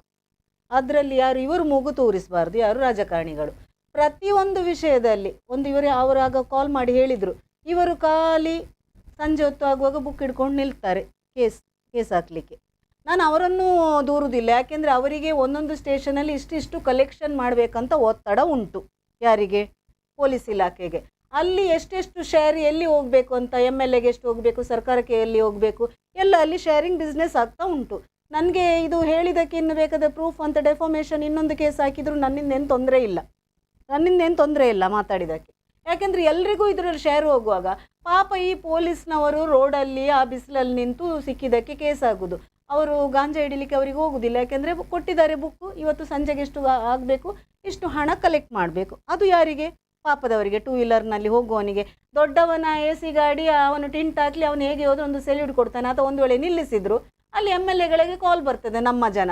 ಉದಾಹರಣೆಗೆ ನಮ್ಮ ಕಾವೂರು ರೋಡಲ್ಲಿ ಎಷ್ಟೋ ಜನ ಹೆಲ್ಮೆಟ್ ಇಲ್ಲದೆ ಹೀಗೆ 3 ಜನ ಕೂತು ಹೋಗುವಾಗ ಅಲ್ಲಿ ಒಳ್ಳೆ ಒಂದು ಆಫೀಸರ್ ಅಲ್ಲಿ ನಿಲ್ಲಿಸಿದರೆ ಅಲ್ಲಿಂದ ಕಾರ್ಪೊರೇಟ್ರದ್ದು ಕಾಲ್ ಬರ್ತದೆ, ಎಂಕಲ್ನ ಜನನು ಪಾತುದಾರು ಉಂತಲೆ ಅಂತ. ಇವರ ಜನ ಏನು ಬ್ಯಾನರ್ ಹಾಕಿ ಹೋಗ್ಬೇಕಾ ಇಲ್ಲಿ BJP ಕಾಂಗ್ರೆಸ್ ದಳವ ಅಂತ? ಅರ್ಥ ಆಗುದಿಲ್ಲ, ಕೆಲಸ ಮಾಡಲಿಕ್ಕೆ ಬಿಡುವುದಿಲ್ಲ. ಜೂಜು ಅಡ್ಡೆದು ಗೊತ್ತುಂಟು, ಮರಳುಗಾರಿಕೆ ಗೊತ್ತುಂಟು, ಎಲ್ಲ ಗೊತ್ತುಂಟು. ಮರಳುಗಾರಿಕೆಯನ್ನು ಇಲ್ಲಿ ನಾವು ಟ್ರಾಫಿಕ್ ಪೊಲೀಸ್ನವರು ಕಮಿಷನರಿಗೆ ಹೇಳಿದರೆ ಅವರು ಹೋಗಿ ಒಂದು ಗಾಡಿ ನಿಲ್ಲಿಸ್ತಾರೆ. ಅಡ್ಡೆ ಗೊತ್ತಿಲ್ವ ನಿಮಗೆ? ಎಷ್ಟು MLAಗಳು ಹೊಯ್ಗೆ ವ್ಯಾಪಾರ ಮಾಡ್ತಿದ್ದಾರೆ, ಎಷ್ಟು ಕಾರ್ಪೊರೇಟ್ನವರು ಹೊಯ್ಗೆ ವ್ಯಾಪಾರ ಮಾಡ್ತಿದ್ದಾರೆ, ಎಲ್ಲ ಗೊತ್ತುಂಟು. ಎಲ್ಲಿ ದಂಧೆ ಆಗ್ತಾ ಉಂಟು, ಎಲ್ಲಿ ಜೂಜು ಆಗ್ತಾ ಉಂಟು, ಎಲ್ಲಿ ಇಸ್ಪಿಟ್ ಕ್ಲಬ್ ಉಂಟು, ಎಲ್ಲ ಗೊತ್ತುಂಟು. ಆ ಇಸ್ಪಿಟ್ ಕ್ಲಬ್ನವರು ರಾಜಕಾರಣಿಗಳನ್ನು ಏನಾದರೂ ಅವರ ಕಾರ್ಯಕ್ರಮ ಇರುವಾಗ ಡೊನೇಷನ್ ಕೊಡ್ತಾರೆ, ದೊಡ್ಡ ಫ್ಲೆಕ್ಸ್ ಹಾಕ್ತಾರೆ, ಮುಗೀತು ಇವರಿಗೆ ಇಷ್ಟೇ. ಸಾಮಾನ್ಯ ಜನರ ಮನೆಯವರು ಮಕ್ಕಳು ಹಾಳಾಗಿ ಹೋದರು, ಇವರಿಗೆಲ್ಲ ಒಂದು ಪೋಸ್ಟ್ ಕೊಟ್ಟು ಇವರನ್ನು ಹೊಗಳಿಕೊಂಡು ಇದ್ದರೆ ಒಳ್ಳೆಯದು. ಆದರೆ ನಾನು ಡಿಪಾರ್ಟ್ಮೆಂಟ್ ಎಲ್ಲರೂ ದೂರದಿಲ್ಲ, ನಿಷ್ಠೆಯಿಂದ ಕೆಲಸ ಮಾಡುವವರಿಗೆ ನಿಷ್ಠೆಯಿಂದ ಕೆಲಸ ಮಾಡಲಿಕ್ಕೆ ಇವರು ಬಿಡುವುದಿಲ್ಲ. ಅವರನ್ನು ಬೇಗ ಟ್ರಾನ್ಸ್ಫರ್ ಮಾಡಿ ಇಡ್ತಾರೆ. ಉದಾಹರಣೆ ಹರಿರಾಮ್ ಶಂಕರ್, ನಿಷ್ಠಾವಂತ DCP ಅವರು ಎಲ್ಲಿ ಕೂತ್ಕೊಳ್ಳಿಕ್ಕೆ ಬಿಟ್ಟರು. ನಾನು ಕಮಿಷನರು ಹೇಳುವುದಲ್ಲ, ಮಾಡ್ತಾರೆ. ನಾವು ಹೋಗುವಾಗ ಆಯಿತು ಅಂತ ಹೇಳ್ತಾರೆ, ಸ್ಪಂದನೆ ಸಿಕ್ಕುವಾಗ ಇವರೆಲ್ಲ ಮೇಲೆಯಿಂದ ಇನ್ಫ್ಲುಯೆನ್ಸೇ ಮಾಡೋದಾದರೆ ಏನು ಮಾಡಲಿಕ್ಕೆ ಆಗೋದಿಲ್ಲ. ಎಲ್ಲ ಒಂದೇ ಲಿಂಕ್. ನಾನು ಹೇಳಿದಲ್ಲ, ಕೇಸ್ ಹಾಕಿದ್ರೆ ನಾನು ಹೇಳುವುದಿಲ್ಲ, ಎಲ್ರಿಗೂ ಅದರಲ್ಲಿ ಪಾಲು ಉಂಟು, ಅವರದೊಂದು ಡ್ಯೂಟಿ, ಅವರು ಹಾಕಲೇಬೇಕು. ಯಾವನಲ್ಲಿ ಪಾಪದವ ಸಿಕ್ಕೊಂಡ. ಯಾಕೆಂದರೆ ಮೊನ್ನೆ ಕೇಸ್ ಹೋದ್ರು, ಒಂದು ನಂಗೆ ಗೊತ್ತಿಲ್ಲ, ಒಂದು ಬಜಪೆ ಸ್ಕೂಲಿನ ಒಂದು ಘಟನೆ ನನಗೊಂದು ಕ್ಲಿಪ್ಪಿಂಗ್ ಕಳಿಸಿದ್ರು. ಅಲ್ಲಿ ಮಕ್ಕಳ ಮೇಲೆ ಕೇಸ್ ಹಾಕ್ತಿದ್ರು, ಹೋಗಿ ನಿನ್ನ ನಂಬರ್ ಪ್ಲೇಟ್ ಸರಿ ಇಲ್ಲ, ಕ್ಯಾಂಪಸ್ಸಿಗೆ ಹೋಗಿ ನಿನ್ನ ಲೈಟ್ ಸರಿ ಇಲ್ಲ, ನಿನ್ನ ಮಿರರ್ ಸರಿ ಇಲ್ಲ ಅಂತ. ಮಕ್ಕಳು ಆ ಗಾಡಿದ್ದು ತೆಗೆದು, ಈಗ ಮಕ್ಕಳು ಹುಷಾರಿದ್ದಾರೆ. ಅವರು ಪೊಲೀಸ್ ಡಿಪಾರ್ಟ್ಮೆಂಟಿಗೆ ಹೋದ ಗಾಡಿಗೆ ಲೈಸೆನ್ಸು ಇಲ್ಲ, RCನೂ ಇಲ್ಲ, ಅದಕ್ಕೆ ಮಣ್ಣಂಗಟ್ಟೆ ಇಲ್ಲ. ಇವರು ಅಲ್ಲಿ ಬಂದು ಮಕ್ಕಳಿಗೆ ಅವೇರ್ನೆಸ್ ಮಾಡೋದಾದರೆ ಇದು ಎಲ್ಲಿ ಮುಟ್ಟಿತು? ಅಲ್ಲ, ಹೇಗೆ ಎಲ್ಲ ವಿದ್ಯಾರ್ಥಿಗಳು ಹುಷಾರಿದ್ದಾರೆ. ನಾವು ಬುದ್ಧಿ ಹೇಳಲಿಕ್ಕೆ ಹೋಗುವಾಗ ನಾವು ಸರಿ ಇರಬೇಕು. ನಮ್ಮ ಕಾನೂನು ನಾನು ಹೇಳಿದಲ್ಲ, ಎಲ್ಲರಿಗೂ ಗೊತ್ತುಂಟು. ಇನ್ಫ್ಲುಯೆನ್ಸ್ ಮತ್ತು ಯಾವುದಕ್ಕೂ ಶಿಕ್ಷೆ ಆಗುವುದಿಲ್ಲ. ಅದು ವಕೀಲರು ಇಲ್ಲಿ ಮಾಡಲಿಕ್ಕೆ ಆಗೋದಿಲ್ಲ, ಸರ್ಕಾರದಲ್ಲಿ ಆಗಬೇಕು. ಏನಾದರೂ ಇನ್ಫ್ಲುಯೆನ್ಸಲ್ಲಿ ಮರ್ಡರ್ ಆದರೂ ನಾವು ಬರ್ತೇವಂತ ಎಲ್ರಿಗೂ ಗೊತ್ತುಂಟು. ಹಾಗೆ ಯಾರನ್ನು ದೂಷಿಸೋದು, ಯಾರನ್ನು ದೂಷಿಸಲಿಕ್ಕಿಲ್ಲ. ಎಲ್ಲರೂ ಒಂದು ನಾಟಕ ಮಾಡ್ತಾ ಇದ್ದಾರೆ, ಅವರ ಡ್ಯೂಟಿಯನ್ನು ಅಡ್ಜಸ್ಟ್ ಮಾಡ್ಕೊಂಡು ಹೋಗ್ತಿದ್ದಾರೆ. ಯಾಕೆಂದರೆ ನಾನಿಲ್ಲಿ ಇರಬೇಕು. ಈಗ ಕಮಿಷನರ್ ಆಗಲಿ ಯಾರಾಗಲಿ ಡ್ಯೂಟಿ ಮಾಡೋದು, ಇಲ್ಲಿಂದಾದರೆ ಇನ್ನೊಂದು ಕಡೆ ಟ್ರಾನ್ಸ್ಫರ್ ಮಾಡಿ ಹೋಗಿಸ್ತಾರೆ ಅಷ್ಟೇ, ಅವ್ರದ್ದು ಮುಗೀತು. ಒಳ್ಳೆ ಅಧಿಕಾರಿ ಬಂದರೆ ನಮಗೆ ಖುಷಿ. ಹಿತೇಂದ್ರರಂಥವರು ನಾನು ಹೇಳೋದು, ಕಾಲ್ ಮಾಡಿದರೆ ಅವರು ಹೋಗ್ತಾ ಇದ್ರು, ನಮ್ಮನ್ನು ಯಾರು ಪರಿಚಯ ಇಲ್ಲ ಸರ್, ಹೀಗೆ ಹೀಗೆ ಆಗ್ತಾ ಉಂಟು ಅಂತ. ಖುಷಿ ಆಗ್ತಿತ್ತು. ಈಗ ನಾವು ಕಾಲಲ್ಲ ರೈಟಿಂಗಲ್ಲಿ ಕಂಪ್ಲೇಂಟ್ ಕೊಟ್ಟರು ಅಲ್ಲೇನು ಆಗೋದಿಲ್ಲ. ಮತ್ತು ಹೋರಾಟದಿಂದ ಆಗೋದಲ್ಲದೆ ನಾವೇನು ನಿರೀಕ್ಷೆ ಮಾಡಲಿಕ್ಕೆ ನಾವೇ ಆಗೋದಿದ್ರೆ ಸಾಮಾನ್ಯ ಜನರಿಗೆ ಏನು ನಿರೀಕ್ಷೆ ಇರ್ತದೆ? ರೈಟ್, ವಕೀಲರಿದ್ದಾರೆ. ವ್ಯವಸ್ಥೆಗಳು ಅವ್ಯವಸ್ಥೆಗಳಾಗಿ ಹೋಗ್ತಾ ಇದೆ ಅನ್ನುವಂಥ ಮಾತುಗಳಿದೆ. ಜೊತೆಗೆ ಈ ಜುಗಾರಿ ಅಡ್ಡೆಗಳಿರ್ಬೋದು ರಾಜಾರೋಷವಾಗಿ ನಡೀತಾ ಇದೆ. ಪ್ರಸನ್ನ ರವಿಯವರು ನೇರವಾಗಿ ಒಂದು ಆರೋಪವನ್ನು ಮಾಡಿದರೆ ಪೊಲೀಸರಿಗೂ ಕೂಡ ಇದರಲ್ಲಿ ಶೇರ್ಸ್ ಇದೆ, ಅವ್ರದ್ದು ಕೂಡ ಒಂದು ರೀತಿಯ ಬಿಸ್ನೆಸ್ ಆಗ್ತಾ ಇದ್ದಾರೆ ಅದರ ನಡುವಲ್ಲಿ ಅನ್ನುವಂಥದ್ದು. ಸೊ ಜನರನ್ನು ದೋಚುವಂಥ ಈ ವ್ಯವಸ್ಥೆಯಲ್ಲೂ ಕೂಡ ರಾಜಕೀಯವೋ ಇಲಾಖೆಗಳು ಕೂಡ ಭಾಗವಹಿಸ್ತಾ ಇದ್ದಾರೆ. ಬಹಳಷ್ಟು ಗಂಭೀರ ವಿಚಾರ ಅನಿಸೋದಿಲ್ವಾ? ನೋಡಿ, ಅದು ಒಮ್ಮೆ ಇಂಥದ್ದೆಲ್ಲ ಸಿಚುವೇಶನ್ ಆದಾಗ ಅಂಥದ್ದೊಂದು ಭಾವನೆ ಬರುವುದು ಸಹಜ. ಅದಕ್ಕೆ ನಾವು ಕಾರ್ಪೆಟಾಗಿ ಎಲ್ಲ ಕರಪ್ಟ್ ಇದ್ದಾರೆ ಅಂತ ಹೇಳಲಿಕ್ಕೂ ಆಗೋದಿಲ್ಲ. ಫಸ್ಟ್ ಆ್ಯಂಡ್ ಫಾರ್ಮೋಸ್ಟ್ ಈಗ ಯಾವುದೇ ಗಾಂಜಾದಿರಲಿ, ಈ ಜೂಜುದಿರಲಿ, ಈ ಡ್ರಗ್ಸ್ ಇದ್ದು ತಂದೆ ತಾಯಿಗೆ ಫಸ್ಟ್ ಕರ್ತವ್ಯ ಅವರ ಮಕ್ಕಳನ್ನು ಕರೆಕ್ಟಾಗಿ ಗುರು ಮಾಡೋದು, ಸರಿಯಾದ ದಿಕ್ಕಿನಲ್ಲಿ ದಾರಿ ತೋರಿಸೋದು. ಅದಾದ ನಂತರ ಶಾಲೆಗೆ ಬಂದು ಅವರಿಗೆ ಇಡೀ ಊರಿಗೆ ಬೇಲಿ ಹಾಕಿ ಕಂಟ್ರೋಲ್ ಮಾಡಲಿಕ್ಕೆ ತಂದೆ ತಾಯಿಗೆ ಸಾಧ್ಯ ಇಲ್ಲ.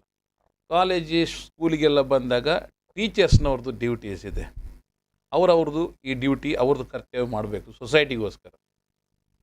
ಹಾಗೆ ರಾಜಕಾರಣಿಗಳು ಅವರು ನೋಡ್ಕೋಬೇಕು.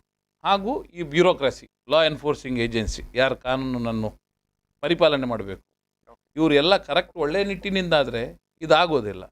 ಈ ಕರಪ್ಷನ್ಸ್ ಎಲ್ಲ ಬಂದು ಇನ್ಎಫಿಷಿಯನ್ಸಿ ಇರ್ಬೋದು, ಕರಪ್ಷನ್ಸ್ ಇರ್ಬೋದು ಬಂದಾಗ ಮತ್ತು ಜನರೇ ನನ್ನ ಎನ್ನದೇ ಹುಡುಗರೇನತ್ತ ನನಗೆ ಯಾಕೆ ಬೇಕು, ನನಗೆ ಬೇಡ, ನನ್ನ ಮನೆಯಲ್ಲಿ ಅಲ್ಲ ಇದು ಜಾಸ್ತಿ ಆಗಿದೆ. ಜನರು ಯಾರು ಇದು ಮಾಡಿ, ಈಗ ನೋಡಿ ಇವರು ಹೋಗಿ ನಿಲ್ಲಿಸಿದ್ರು DYF ಅವರು. ಓಕೆ, ನನ್ನ ಪ್ರಕಾರ ಒಂದು ಆ್ಯಂಗಲಲ್ಲಿ ನೋಡಿದರೆ ಇವರು ಕಾನೂನನ್ನು ಕೈಗೆ ತಗೊಂಡ್ರು ಅಂತ ಹೇಳ್ಬೋದು. ಇವರು ಮಾಡಬೇಕಿತ್ತ, ಮಾರಲ್ ಪೊಲೀಸಿಂಗ್ ಮಾಡಬೇಕಿತ್ತ, ಅದೆಲ್ಲ ಬರುತ್ತೆ. ಆದರೆ ಇವ್ರದ್ದು ಹೇಳೋದು ನಾವೆಲ್ಲ ಮಾಡೋದು ಎಲ್ಲ ಹೇಳಿದ್ದೇವೆ, ಅವರು ಅದಕ್ಕೆ ತಕ್ಕ ಆ್ಯಕ್ಷನ್ ತಗೊಳ್ಳಿಲ್ಲ, ಅದಕ್ಕೋಸ್ಕರ ನಾವು ಈ ಕೆಲಸ ಮಾಡಬೇಕು, ಆ ಪರಿಸ್ಥಿತಿ ಬಂತು. ಈಗ ನಿಮ್ಮ ಮೀಡಿಯಾದವರೇ ನೀವು ಸಹ ಫಾಲೋಅಪ್ ಮಾಡಬೇಕು.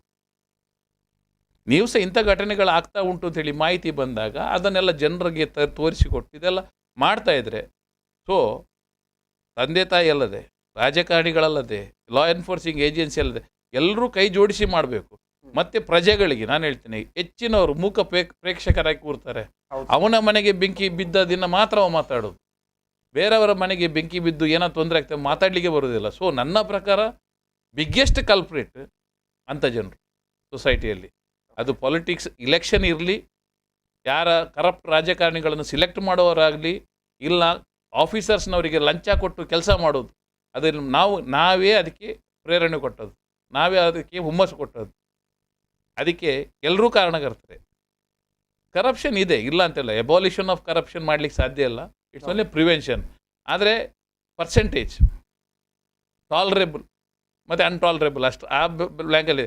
ಈಗ ಏನಾಗಿದೆ, corruption has become a norm of a day, legitimised. So first of all ನಮ್ಮ ಡ್ಯೂಟೀಸ್ ಎಲ್ಲರೂ ಗೊತ್ತಿರಬೇಕು.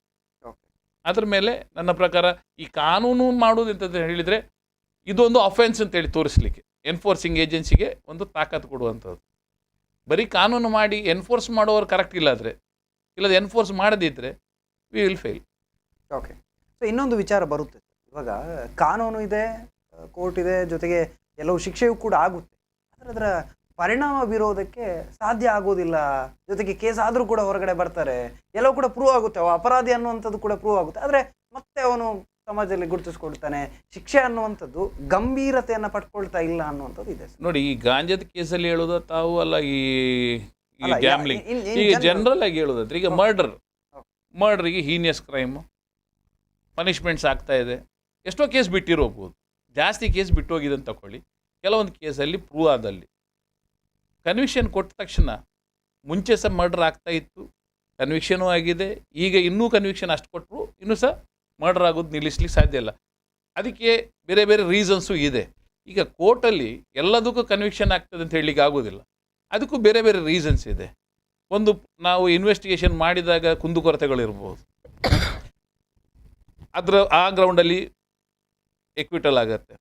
ಇನ್ನೊಂದು ವಿಟ್ನೆಸ್ಗಳು.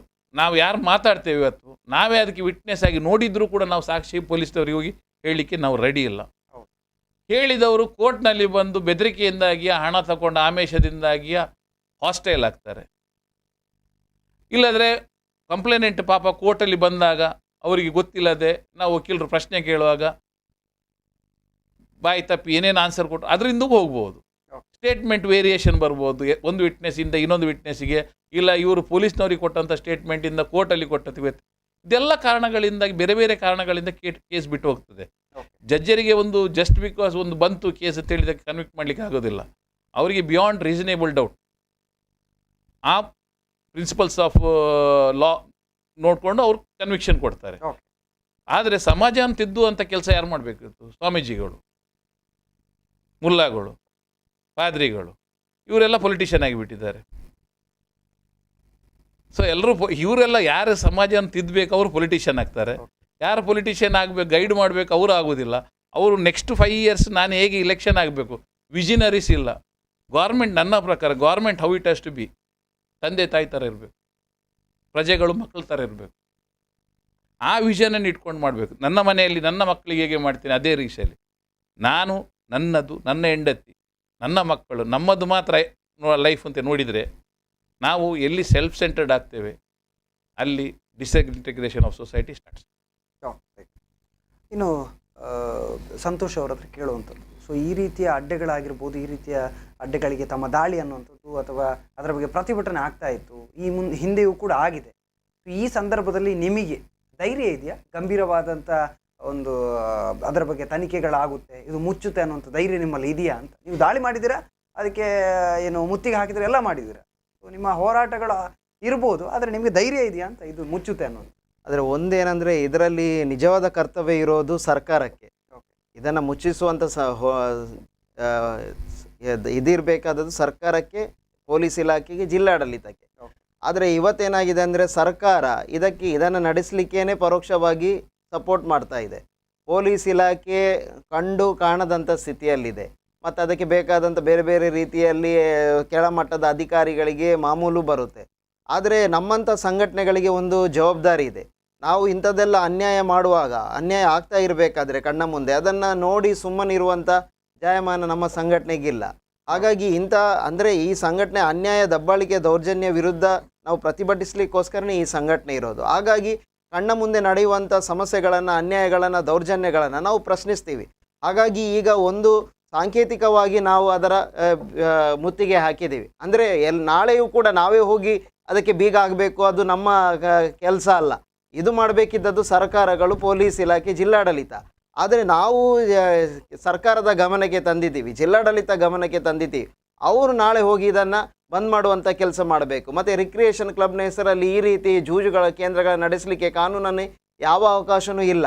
ಆದರೆ ಇವತ್ತು ವ್ಯವಸ್ಥೆ ಎಷ್ಟು ಹದಗೆಟ್ಟಿದೆ ಅಂದರೆ ನಮ್ಮ ಜಿಲ್ಲೆಯಲ್ಲಿ ತಿಂಗಳಲ್ಲಿ 4-5 ಕೊಲೆ ಆಗುತ್ತೆ.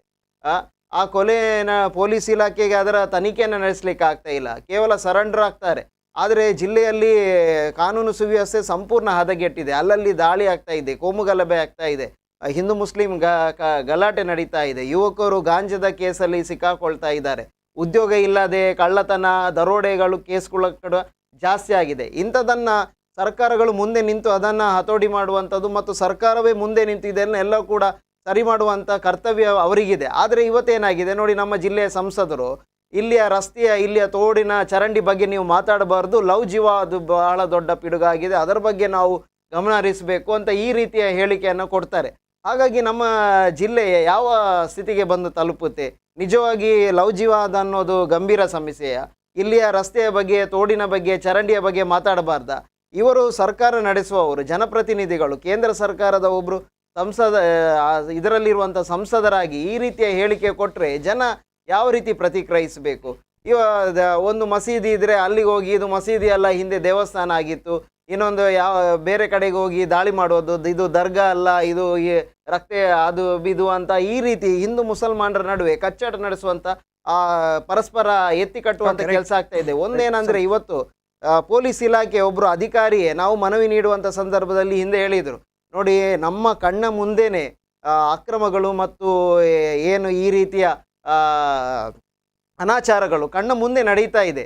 ನಾವು ಪೊಲೀಸ್ ಇಲಾಖೆ ಪೊಲೀಸರಾಗಿ ಏನೂ ಮಾಡದ ಸ್ಥಿತಿ ಅಂತ ನಿರ್ಮಾಣ ಆಗಿದೆ. ಆದರೆ ಸರ್ಕಾರಗಳು ಏನು ಮಾಡ್ತಾ ಇದ್ದಾರೆ, ಎಲ್ಲಾದರೂ ಹಿಂದೂ ಮುಸ್ಲಿಂ ಗಲಾಟೆಗಳನ್ನು ನಡೆಸಿ ನಾವು ಪೊಲೀಸರು ಅಲ್ಲಿ ಹೋಗಿ ರಾತ್ರಿ ಹಗಲು ಅಲ್ಲೇ ಕಾದು ಕೂರುವಂಥ ಸ್ಥಿತಿ ಬಂದಿದೆ. ಹಿಂದೂ ಮುಸಲ್ಮಾನರನ್ನು ಪರಸ್ಪರ ಸೌಹಾರ್ದತೆ ತರುವಂಥ ಕೆಲಸಕ್ಕೆ ನಾವು ಬಿಡ್ತಾರೆ ಹೊರತು ಈ ರೀತಿಯ ಅಕ್ರಮಗಳನ್ನು ಅಥವಾ ಜೂಜು ಕೇಂದ್ರಗಳನ್ನು, ಈ ರೀತಿಯ ಅವ್ಯವಹಾರಗಳನ್ನು ತಡೆಗಟ್ಟಲಿಕ್ಕೆ ಯಾವುದೇ ರೀತಿಯ ಕೆಲಸಕ್ಕೆ ಪೊಲೀಸ್ ಇಲಾಖೆ ಆ ರೀತಿಯ ಒಂದು ಏನು ಅವರಿಗೆ ಧೈರ್ಯವಾಗಲಿ ಸರ್ಕಾರವೇ ಮುಂದೆ ನಿಂತು ಅವರಿಗೆ ಎಲ್ಲ ರೀತಿಯ ವ್ಯವಸ್ಥೆ ಮಾಡುವಂಥ ಕೆಲಸ ಆಗ್ತಾ ಇಲ್ಲ.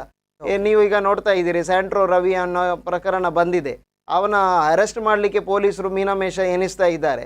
ಹಾಗಾಗಿ ಅವನು ಯಾರ ಜೊತೆ ಶಾಮೀಲಾಗಿದ್ದಾನೆ ಎಲ್ಲರೂ ಕೂಡ ಇನ್ನೂ ಸರ್ಕಾರದ ಮುಖ್ಯಮಂತ್ರಿಯ ಜೊತೆನೂ ಫೋಟೋ ಇದೆ, ಇನ್ನೊಬ್ಬ ಅವನು ವಿರೋಧ ಪಕ್ಷದವರು ಕೂಡ ಅವರ ಜೊತೆ ಶಾಮೀಲಾಗಿದ್ದಾರೆ ಅಂತ ಹೀಗೆ ಪರಸ್ಪರ ಒಂದು ಚರ್ಚೆ ಆಗ್ತಾ ಇದೆ. ಹಾಗಾಗಿ ನಿಜವಾಗಿ ಕಾನೂನು ಸುವ್ಯವಸ್ಥೆ ಅನ್ನೋದು ಸಂಪೂರ್ಣ ಹದಗೆಟ್ಟಿದೆ. ಹಾಗಾಗಿ ಅಂಥ ಕಾರಣಕ್ಕೆ ಇವತ್ತು ಸ್ಕಿಲ್ ಗೇಮ್, ವಿಡಿಯೋ ಗೇಮ್ ಮತ್ತು ಜುಗಾರಿ ಅಡ್ಡೆಗಳು ರಾಜಾರೋಷವಾಗಿ ನಡೀತಾ ಇದೆ. ಈ ರಾಜಾರೋಷವಾಗಿ ನಡೀತಾ ಇರಬೇಕಾದ್ರೆ ಇದನ್ನು ಹದ್ದುಬಸ್ತಲ್ಲಿ ಇರಬೇಕಾದದ್ದು ಮತ್ತು ಸರ್ಕಾರವೇ ಮುಂದೆ ನಿಂತು ಮಾಡಬೇಕಿದ್ದದ್ದು. ಇದನ್ನು ನಾವು DYFI ಏನು ಮಾಡಿದೆ, ಇದನ್ನು ಕೂಡಲೇ ಬಂದ್ ಮಾಡಿಸಬೇಕು ಮತ್ತು ಸಾಮಾನ್ಯ ಜನರಿಗೆ ಒಂದು ನೆಮ್ಮದಿಯ ವಾತಾವರಣದಲ್ಲಿ ಬದುಕಲಿಕ್ಕೆ ಅವಕಾಶ ಮಾಡಿಕೊಡ್ಬೇಕು. ಯಾಕೆಂದರೆ ಇದರಲ್ಲಿ ಬಿದ್ದ ಯುವಕರೇ ಮುಂದೆ ಗಾಂಜಾ ಅಫೀಮ್ನಂತಕ್ಕೆ ಬಲಿಯಾಗಿ ಮತ್ತೆ ಸಣ್ಣ ಪುಟ್ಟ ಗಲಾಟೆಗಳಿಗೆ ಹೋಗಿ ಮತ್ತು ಕೋಮು ಗಲಭೆಗಳಲ್ಲಿ ಮತ್ತೆ ಕ್ರಿಮಿನಲ್ಗಳಾಗಿ ಜೈಲು ಸೇರುವಂಥ ಸ್ಥಿತಿ ನಿರ್ಮಾಣ ಆಗಿದೆ. ಓಕೆ, ಪ್ರಸನ್ನ ರವಿ ಅವರಲ್ಲಿ ನಾನು ಕೇಳುವಂಥದ್ದು, ಈ ಎಲ್ಲ ವ್ಯವಸ್ಥೆಗಳಲ್ಲೂ ಕೂಡ ಅಂದರೆ ಈಗ ಕಾನೂನು ಪಾಲನೆ ಆಗಬೇಕು, ಕಾನೂನು ಚೌಕಟ್ಟನ್ನು ಮೀರಬಾರ್ದು, ಎಲ್ಲವೂ ಕೂಡ ಸುವ್ಯವಸ್ಥೆಯಲ್ಲಿ ಇರಬೇಕಾದ್ರೆ ಎಲ್ಲವೂ ಕೂಡ ಒಂದು ರೀತಿಯಲ್ಲಿ ಈ ರಾಜಕೀಯ ಪ್ರೇರಿತವಾಗಿ ನಡೆಯುವಂಥ ಘಟನೆಗಳು ಒಂದು ಕಡೆ ಇರ್ತದೆ, ಇನ್ನೊಂದು ಈ ಕಾನೂನು ಸುವ್ಯವಸ್ಥೆ ಪಾಲನೆ ಆಗದ ರೀತಿಯಲ್ಲೂ ಕೂಡ ರಾಜಕೀಯದ ಕೈಗಳು ಕೆಲಸ ಮಾಡ್ತಾ ಇದೆ ಅನ್ನುವಂಥದ್ದು ಕೂಡ ವಿಚಾರ ಇರುವಂಥದ್ದು. ಇವೆರಡನ್ನು ನೋಡಿದಾಗ ಏನು ಕತೆ, ಸಮಾಜದ ಮುಂದೆ ರಾಜಕೀಯದವರ ಜವಾಬ್ದಾರಿ ಏನಾಗಿದೆ ಇವಾಗ ಅಂತ. ಈಗ ವಕೀಲರು ಹೇಳಿದಾಗೆ ಅವರ ಕೆಲಸ ಅವರೇ ಮಾಡಬೇಕು, ನಾನು ಹೋಗಿ ಮಾಡಲಿಕ್ಕೆ ಆಗೋದಿಲ್ಲ ಕೋರ್ಟಲ್ಲಿ, ಹೌದಾ? ನಾನು ಸಾಮಾಜಿಕ ಕಾರ್ಯಕರ್ತೆ, ನನ್ನ ಕೆಲಸ ನಾನೇ ಮಾಡಬೇಕು. ಇಲ್ಲಿ ಏನಾಗಿದೆ, ರಾಜಕಾರಣಿ ಆದರೆ ಪ್ರತಿಯೊಂದು ಅವನೇ ಮಾಡೋದು, ಎಲ್ಲದಕ್ಕೂ ಇಂಟರ್ಫಿಯರ್ ಆಗೋದು. ಈಗ ರಾಜಕಾರಣಿಗಳಿಗೇನು, ರಾಜ್ಯದ ಜನರ ಸಮಸ್ಯೆ ನೋಡಬೇಕು, ಅಭಿವೃದ್ಧಿ ನೋಡಬೇಕು, ಇಲ್ಲಿ ಉದ್ಯೋಗ ಉಂಟಾ, ಇದರ ಬಗ್ಗೆ ಗಮನ ಹರಿಸಬೇಕು ವಿನಃ ಇವರು ಧರ್ಮದ ಬಗ್ಗೆ, ಕಲರಿನ ಬಗ್ಗೆ. ಈಗ ಅವರು ಹೇಳಿದಾಗೆ ನಮ್ಮ ಸ್ವಾಮೀಜಿಗಳು ಸಹ ಇದೆಲ್ಲ ಯಾರು, ನಮ್ಮ ಮಕ್ಕಳು ಹಾಳು ಆಗುವಾಗ ಅವರಿಗೆ ಬೋಧನೆ ಮಾಡಿಕೊಂಡು ಸಮಾಜದಲ್ಲಿ ಒಳ್ಳೆಯ ರೀತಿಯಲ್ಲಿ ಇರಬೇಕು ಅಂತ ಅವ್ರು ಹೇಳಬೇಕು. ಮುಸ್ಲಿಮರಲ್ಲಿ ಸಹ ಕ್ರಿಶ್ಚಿಯನ್ರಲ್ಲಿ ಸಹ ಅವ್ರವ್ರು ಹೇಳಬೇಕು. ಅದು ಬಿಟ್ಟು ಪ್ರತಿಯೊಬ್ಬರು ಈಗ ರಾಜ್ಯಕ್ಕೆ ಬರ್ತಾ ಇದ್ದಾರೆ. ನಾನು ಹೇಳೋದು ಪ್ರತಿಯೊಂದು ಡಿಪಾರ್ಟ್ಮೆಂಟಲ್ಲಿ, ಈಗ ಪೊಲೀಸ್ ಡಿಪಾರ್ಟ್ಮೆಂಟಲ್ಲಿ ಸಹ ಒಳ್ಳೆ ಅಧಿಕಾರಿಗಳು ಇದ್ದಾರೆ, ಒಳ್ಳೆ ಕೆಲಸ ಮಾಡಿದವರು ಇದ್ದಾರೆ. ರಾಜಕಾರಣಿಗಳು ಒಳ್ಳೆ ರಾಜಕಾರಣಿಗಳು, ಮೊದಲು ರಾಜಕಾರಣ ಅಂತ ಒಂದು ರೆಸ್ಪೆಕ್ಟ್ ಇತ್ತು. ಈಗ ಎಲ್ಲರೂ ರಾಜಕಾರಣಿಗಳಿಗೆ ಅವನಿಗೆ ಏನಲ್ಲಿ ನಾಲೆಜ್ ಇಲ್ಲದಿದ್ರು, ಒಬ್ಬ ಸಚಿವ, ಶಿಕ್ಷಣ ಸಚಿವ, ಅವನಿಗೆ ಶಿಕ್ಷಣವೇ ಇರುವುದಿಲ್ಲ, ವೈದ್ಯಕೀಯ ಸಚಿವ, ಅವನಿಗೆ ಅದರ ಬಗ್ಗೆ ಗಂಧ ಗಾಳಿ ಗೊತ್ತಿರೋದು. ಮೊದಲು ಹಾಗೆ ಅಲ್ಲ, ರಾಜಕಾರಣ ಹೇಳುವಾಗ ರೆಸ್ಪೆಕ್ಟ್ ಇತ್ತು, ಎಲ್ಲಿ ರಾಜಕಾರಣ ಮಾಡಬೇಕು ಅಲ್ಲಿ ಮಾತ್ರ ರಾಜಕಾರಣ ಮಾಡ್ತಿದ್ರು. ಈಗ ಪ್ರತಿಯೊಂದು ಸಮಾಜದ ಜನರಲ್ಲಿ ದ್ವೇಷ ಹುಟ್ಟಿಸುವಂಥ ರಾಜಕಾರಣ. ನಾನು ಉದಾಹರಣೆಗೆ ಇಲ್ಲಿ ಹೇಳೋದಾದರೆ, ಒಂದು ಮರ್ಡ್ರಲ್ಲಿ ಕೊಲೆ ಆಗಿತ್ತು. ಕೊಲೆ ಆಗುವಾಗ ನಾವೆಲ್ಲ, ನಾನು ಸಹ ಪಂಚನಾಮೆಗೆ ಹೋಗಿದ್ದೇನೆ, ಎಲ್ಲರೂ ಹೇಳಿದ್ರು ಅದು ಏನೂ ಆಗುವುದಿಲ್ಲ, ಯಾರ ಒಂದು ಪಾಪದ ಮಹಿಳೆಯನ್ನು ಕೊಂದದು ಯಾರೂ ಬರುವುದಿಲ್ಲ. ಅಲ್ಲಿ ಒಂದು ಪೊಲೀಸ್ ಆಫೀಸರ್ ಮಾಡಿದ ತನಿಖೆ, ಜನರು ಅಲ್ಲಿ ಹೋಗಿ ಹೇಳಿದ ಸಾಕ್ಷಿ, ಅಲ್ಲಿ ಇದ್ದ ಸತ್ಯನಾರಾಯಣಾಚಾರ್ಯ ಅಂತ ಒಂದು ಜಡ್ಜ್ ನಾನು ಯಾವತ್ತೂ ದಕ್ಷಿಣ ಕನ್ನಡ ಜಿಲ್ಲೆಯಲ್ಲಿ ನೋಡಲಿಲ್ಲ. 10 ತಿಂಗಳಲ್ಲಿ ಸಜೆ ಆಗಿದೆ. ಎಷ್ಟರವರೆಗೆ ಅಂತ ನಾನು ಎಷ್ಟೋ ಸಲ ಕಟೆಗೆ ಹೋಗಿ ಎವಿಡೆನ್ಸಿಗೆ ಹೋಗುವವಳು, ಅಲ್ಲಿ ನಿಲ್ಲಿಸೋರು ಮಾತು ಖಾಲಿ, ಅವರಲ್ಲಿ ಕಾನೂನು ಅಂತ ನೋಡಲಿಲ್ಲ, ಎಲ್ಲರನ್ನೂ ಕುತ್ಕೊಳಿಸಿ ಮಾತಾಡಿದ್ದಾರೆ. ಕೆಲವು ವಿಚಾರದಲ್ಲಿ ನಾನು ಕೇಸು ಕೊಂಡೋಗುವಾಗ ನಾನು ಕೋರ್ಟಿಗೆ ಹೋಗಿ ವಾದ ಮಾಡಲಿಕ್ಕೆ ಆಗೋದಿಲ್ಲ. ನಮಗೆ ಸಿಕ್ಕಿದ ಪಬ್ಲಿಕ್ ಪ್ರಾಸಿಕ್ಯೂಟರ್ನವರು, ನಮಗೆ ಸಿಕ್ಕಿದ ವಕೀಲರು, ಅವರಿಂದ ನಮಗೆ ನ್ಯಾಯ ಸಿಗ್ತದೆ. ಕೆಲವು ಸ್ಟೇಷನ್ನಿಗೆ ಹೋಗುವಾಗ ಅಲ್ಲಿರುವ ಪೊಲೀಸ್ ಅಧಿಕಾರಿಗಳು ನಮಗೆ ಕೆಲವೊಮ್ಮೆ ಈ ರೀತಿ ಹೋಗಿ ಅಂತ ಹೇಳ್ತಾರೆ. ಎಲ್ಲ ಕಡೆಯಲ್ಲಿ ಒಳ್ಳೆಯವರು ಇರ್ತಾರೆ, ಆದರೆ ಈಗ ರಾಜಕಾರಣಿಗಳು ಪ್ರತಿ ಒಂದು ಕಡೆಯಲ್ಲಿ ಇನ್ಫ್ಲುಯೆನ್ಸ್ ಮಾಡಿಸ್ಕೊಂಡು ಎಲ್ಲಿ ನ್ಯಾಯ ಸಿಗಬೇಕು ಅದಕ್ಕೆ ನ್ಯಾಯ ಸಿಕ್ಕುವುದಿಲ್ಲ. ಜನರನ್ನು ನಾನು ಹೇಳೋದು, ನಾವೆಷ್ಟೇ ಹೋರಾಟ ಮಾಡಲಿ ಜನರು ಮಾತಾಡೋದಿಲ್ಲ. ಇವರು ಹೇಳಿದಾಗೆ ಗಾಂಜಾ ಪ್ರಕರಣ, ನಾನು ಇತ್ತೀಚೆಗೆ ಒಂದು ಡ್ರಗ್ ಕೇಸ್ ಇಟ್ಕೊಂಡು ಸ್ಟೇಷನಲ್ಲಿ AJ ಹಾಸ್ಪಿಟಲ್ಲಿ ಚೆಕ್ ಆಯಿತು, ಎಲ್ಲ ಪಾಸಿಟಿವ್ ಬಂತು. ನಮ್ಮ ರಾಜಕಾರಣಿಗಳು ಅದಕ್ಕೂ ಮಾತಾಡ್ತಾ ಇಲ್ಲ. ಜನರು ಯಾವುದಕ್ಕೂ ಬೇಡ. ಯಾಕೆಂದರೆ ನಾನು ಹೇಳಿದಲ್ಲ, ನಿಜವಾಗಿ ಹೇಳ್ತೇನೆ, ಬ್ಯಾಕ್ವರ್ಡ್ ಜನರಾದರೂ ಎಲ್ಲಿಯಾದರೂ ಸಮಸ್ಯೆ ಆಗೋ ಒಟ್ಟಾಗ್ತಾರೆ. ನಮ್ಮ ಹೈಫೈಡ್ ಕ್ವಾಲಿಫೈಡ್ ಜನಗಳು ಫ್ಲ್ಯಾಟಲ್ಲಿ ಕೂತ್ರೆ ಅಲ್ಲಿ ಒಂದು ಸೆಕ್ಯೂರಿಟಿ, ಅವರಲ್ಲಿ ಕ್ಯಾಮರಾದಲ್ಲಿ ಬಂದರೆ ನೋಡೋದು, ಇಂಥೆಲ್ಲ ವ್ಯವಸ್ಥೆಯಲ್ಲಿ ಪಕ್ಕದ ಮನೆಯಲ್ಲಿ ಅವರಿಗೆ ಯಾರು ಏನು ಅಂತ ಗೊತ್ತಿಲ್ಲ. ಇದು ನಮ್ಮ ಸಮಾಜ. ಹಾಗಾಗಿ ನಾನು ಫಸ್ಟ್ ಹೇಳೋದಂದರೆ ಸಮಾಜ ಏನೇ ಒಂದು ಕೆಲಸ ಮಾಡುವಾಗ ಅಲ್ಲಿ ಅವರಿಗೆ ಬಿಟ್ಟು ಹೋದದಿಲ್ಲ. ಸಮಸ್ಯೆ ಬರುವಾಗ ಮಾತ್ರ ಬರ್ತಾರೆ, ಯಾವುದಕ್ಕೂ ಅವರು ಮುಂದೆ ಬರುವುದಿಲ್ಲ, ಮುಂದೆ ಬರುವುದು. ಹಾಗಾಗಿ ಪ್ರತಿಯೊಂದು ಕಡೆಯಲ್ಲಿ ಒಳ್ಳೆ ವ್ಯಕ್ತಿಗಳು ಇರ್ತಾರೆ, ಅಂಥದ್ದೇ ಕೆಟ್ಟ ವ್ಯಕ್ತಿಗಳು ಇರ್ತಾರೆ. ಈ ಹೋರಾಟ ಮಾಡುವವರು ಸಾಮಾಜಿಕ ಮುಂದಾಳುಗಳು ಏನಾದರೂ ಸಮಸ್ಯೆ ಆದಾಗ ಎದುರು ನಿಲ್ತಾರೆ, ಆದ್ರೆ 1-2 ದಿನ ಅವ್ರ ಜೊತೆ ಜನ ಇರ್ತಾರೆ ಅಂತೆ, ಮತ್ತೆ ಜನನೇ ಇರುವುದಿಲ್ಲ ಅವ್ರ ಜೊತೆ ಅನ್ನುವಂತ ಮಾತು. ಒಂದು ನಾನು ಹೇಳ್ತೇನೆ, ನಾನು ಮಹಿಳೆಯಾಗಿ ಹೇಳೋದು, ಒಂದು ಸಾಮಾಜಿಕ ಹೋರಾಟಗಾರ್ತಿ. ನನಗೆ ಸ್ವಲ್ಪ ಅವರಿಗೆ ಒಂದು ಮಹಿಳೆ ಅಂತ ಇರ್ಬೋದು, ನಾಳೆ ಏನು ತೊಂದರೆ ಬರ್ಬೋದು ಅಂತ.